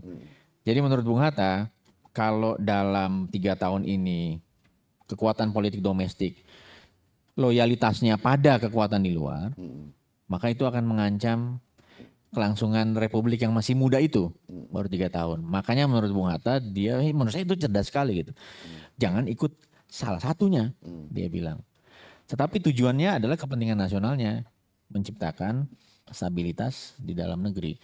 Nah, kalau sekarang konteksnya sudah berubah, ya memang harus berubah gitu. Harus ada interpretasi baru tentang politik luar negeri bebas aktif. Bukan soal memilih mau sama Amerika atau Cina, tetapi mengidentifikasi kepentingan nasionalnya apa. Dan itu saya kira yang mungkin akan dilakukan oleh mudah-mudahan oleh pemerintahan baru, dan juga sebetulnya Pak Jokowi waktu itu juga menawarkan hal yang baru. Udah nggak usah ngomong mau barat mau timur, pokoknya dagang aja. Itu juga pendekatan baru juga. Kalau istilahnya tuh where's the meat? Kita menjaga perdamaian dunia dan lain-lain, tapi kita dapat apa? Kan gitu kan kalau pertanyaan Pak Jokowi kan. Kita menjaga stabilitas ASEAN, tapi yang untung Vietnam. Ya kan? Atau Malaysia gitu. Sementara ya investasi malah masuknya ke Vietnam. Kita udah kalah lah, tapi banyak PR domestik juga sebetulnya. Nah, yang terakhir kembali ke soal orang kuat, dan juga memang orang kuat itu strong man banyak dilihat karena posisi politik luar negerinya distintif gitu kadang-kadang kan.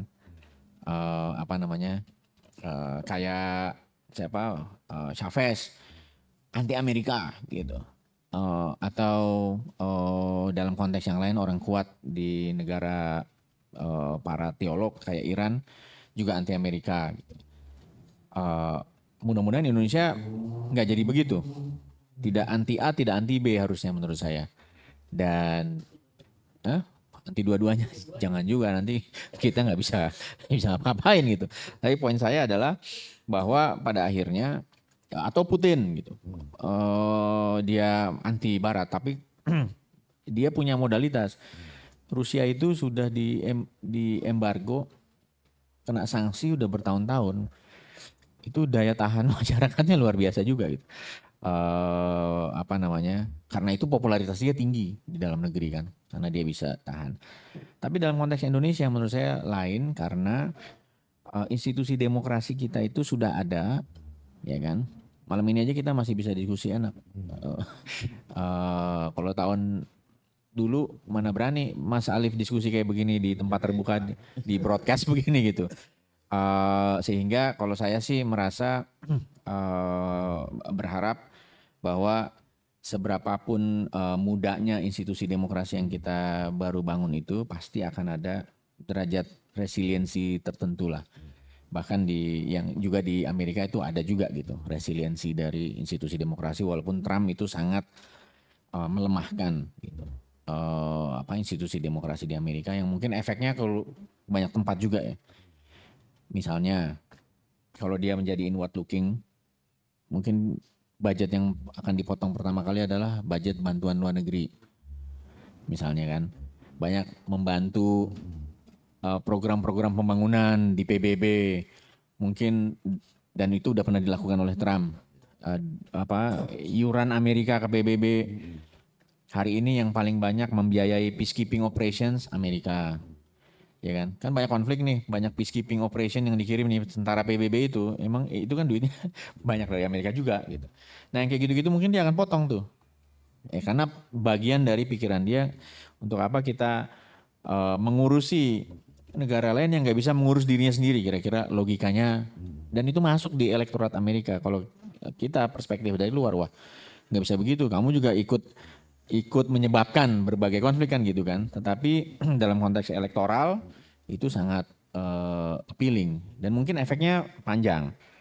Kalau misalnya organ PBB yang berkenaan dengan pembangunan, pengungsi, apalagi pangan, kalau mengalami reduksi yang signifikan dalam hal pendanaan, ya efeknya akan panjang. Bukan perang, tetapi memang ada kemunduran-kemunduran yang menyulitkan banyak negara berkembang yang masih membutuhkan bantuan gitu. Nah Indonesia mungkin bisa fill in di situ kalau mau ikut memberikan bantuan seperti UII kasih beasiswa, silakan apply, lihat websitenya. Cakep itu, udah memainkan peran diplomasi. Sampai kapan kata dia? Apanya tuh? Oh saya nggak tahu sampai kapan. Menurut saya kan pendulum ya. Saya kira terpilihnya Trump itu karena memang sejak berapa waktu terakhir pendulum ideologi Amerika sudah sangat terlalu ke kiri menurut saya. Ya kan? Sangat progresif gitu. Kiri jauh gitu. Sudah pasti reaksinya adalah yang paling konservatif sebelah kanan akan muncul. Ya kan? Jadi ini lagi menurut saya pendulum. Sama seperti menurut saya di Indonesia ya, kadang-kadang sangat nasionalistik, zaman Bung Karno, tiba-tiba pragmatis sekali, zaman Soeharto yang sangat, walaupun tidak bilang pro Barat, tapi Orde Baru itu ada di campnya Barat menurut saya. Dan itu swing menurut saya, kita nggak bisa bilang kapan mulai dan kapan berakhirnya. Kecuali memang di Indonesia muncul pemimpin yang tiba-tiba ya kayak Bung Karno menetapkan sesuatu secara keras, dan tapi sejak Soekarno kan nggak ada lagi pemimpin kita yang begitu. Tidak ada yang pernah mau atau mungkin mengingat banyak ruginya juga gitu. Sehingga mengambil jalan yang lebih tadi tengah-tengah. Kan katanya kalau di UI sebaik-baik perbuatan adalah yang di tengah-tengah. Nice, gitu. Terima kasih. Ya, terima kasih, tepuk tangan. Itu ada fikihnya juga memang. Jadi 1000 kawan sedikitan gitu kan, satu musuh kebanyakan. Kira-kira itu kan rezim pilihan bebas aktif kita gitu. 1,000 friends and 0 enemies, kira-kira gitu.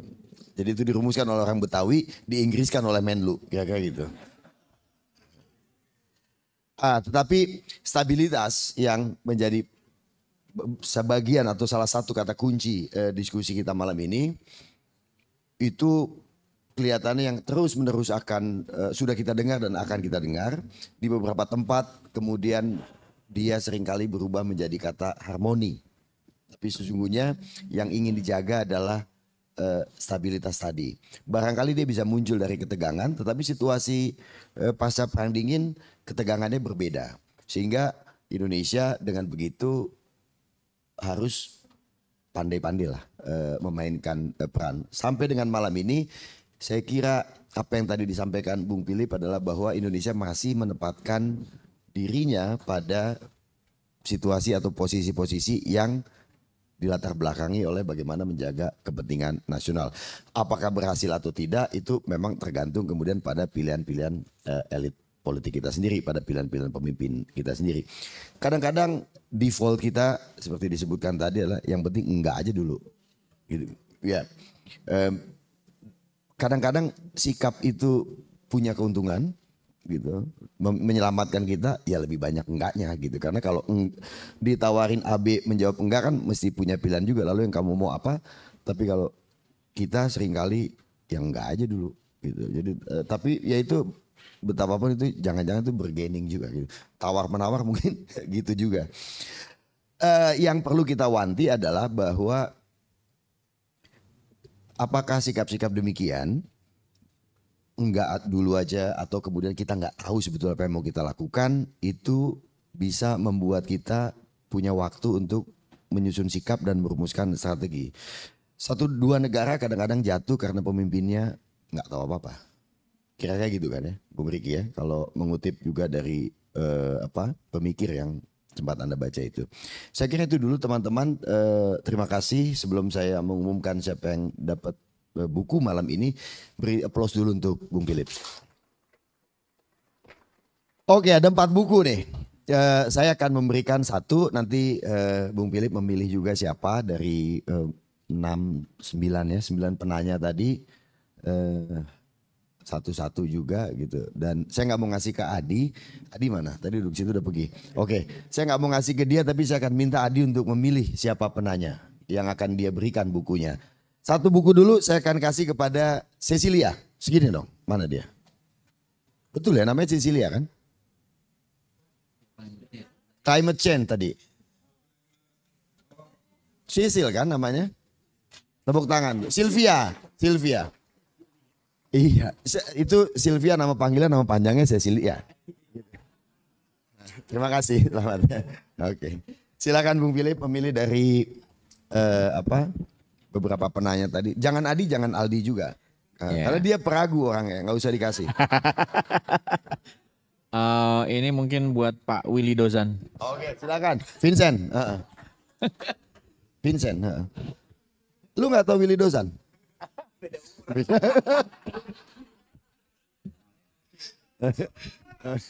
Tepuk tangan. Adi silakan milih nih. Pilih. Ya pilih aja, dikasih kok nggak mau. Maju dong kalau gitu, serahkan ke Ricky, silakan.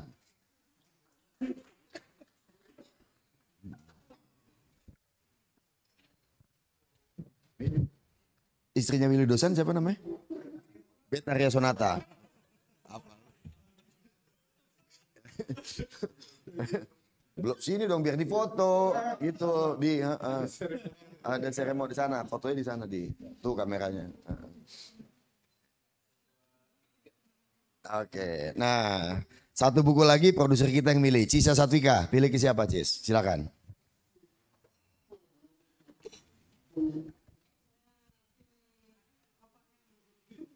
Pak Raja, silakan. Maju sini dong, serahkan Cis.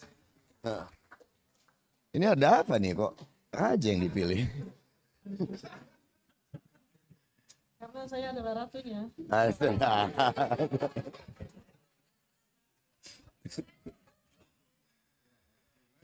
Sekali lagi tepuk tangan untuk Bung Philip Vermonte dan teman-teman. Sampai jumpa lagi ya di beranda politik. Ya mungkin tahun depan saya kira gitu ya. Tapi seperti yang juga sempat saya undang di Filosofi Underground minggu lalu, saya kira lebih baik memang di luar ini karena kita tidak lagi memiliki forum resmi, kita lanjutkan dengan forum tidak resmi, tapi bukan ilegal. Ya. Enggak resmi ya, maksudnya nggak ada kongko-kongko gitu, kita kongko-kongko yang lebih rileks gitu ya. Tentu ini undangan pribadi ya, maksudnya bila teman-teman mau melanjutkan diskusi filsafat dan politiknya, saya kira Jumat sore enak gitu ya. Nanti kita lihat perkembangannya ya. Kalau kita bisa undang narasumber, boleh gitu. Kalau Kamis kan ada Bu Sumarsi. Ya, jadi kita harus datang ke tempatnya Bu Sumarsi itu. Jadi ya Jumat lah kayaknya. Bahwa nanti berubah ke hari lain, hari Sabat gitu misalnya kita tentukan nanti gitu loh. Ini untuk pertama kali dulu aja. Kayak itu ya. Thank you teman-teman, sampai ketemu lagi.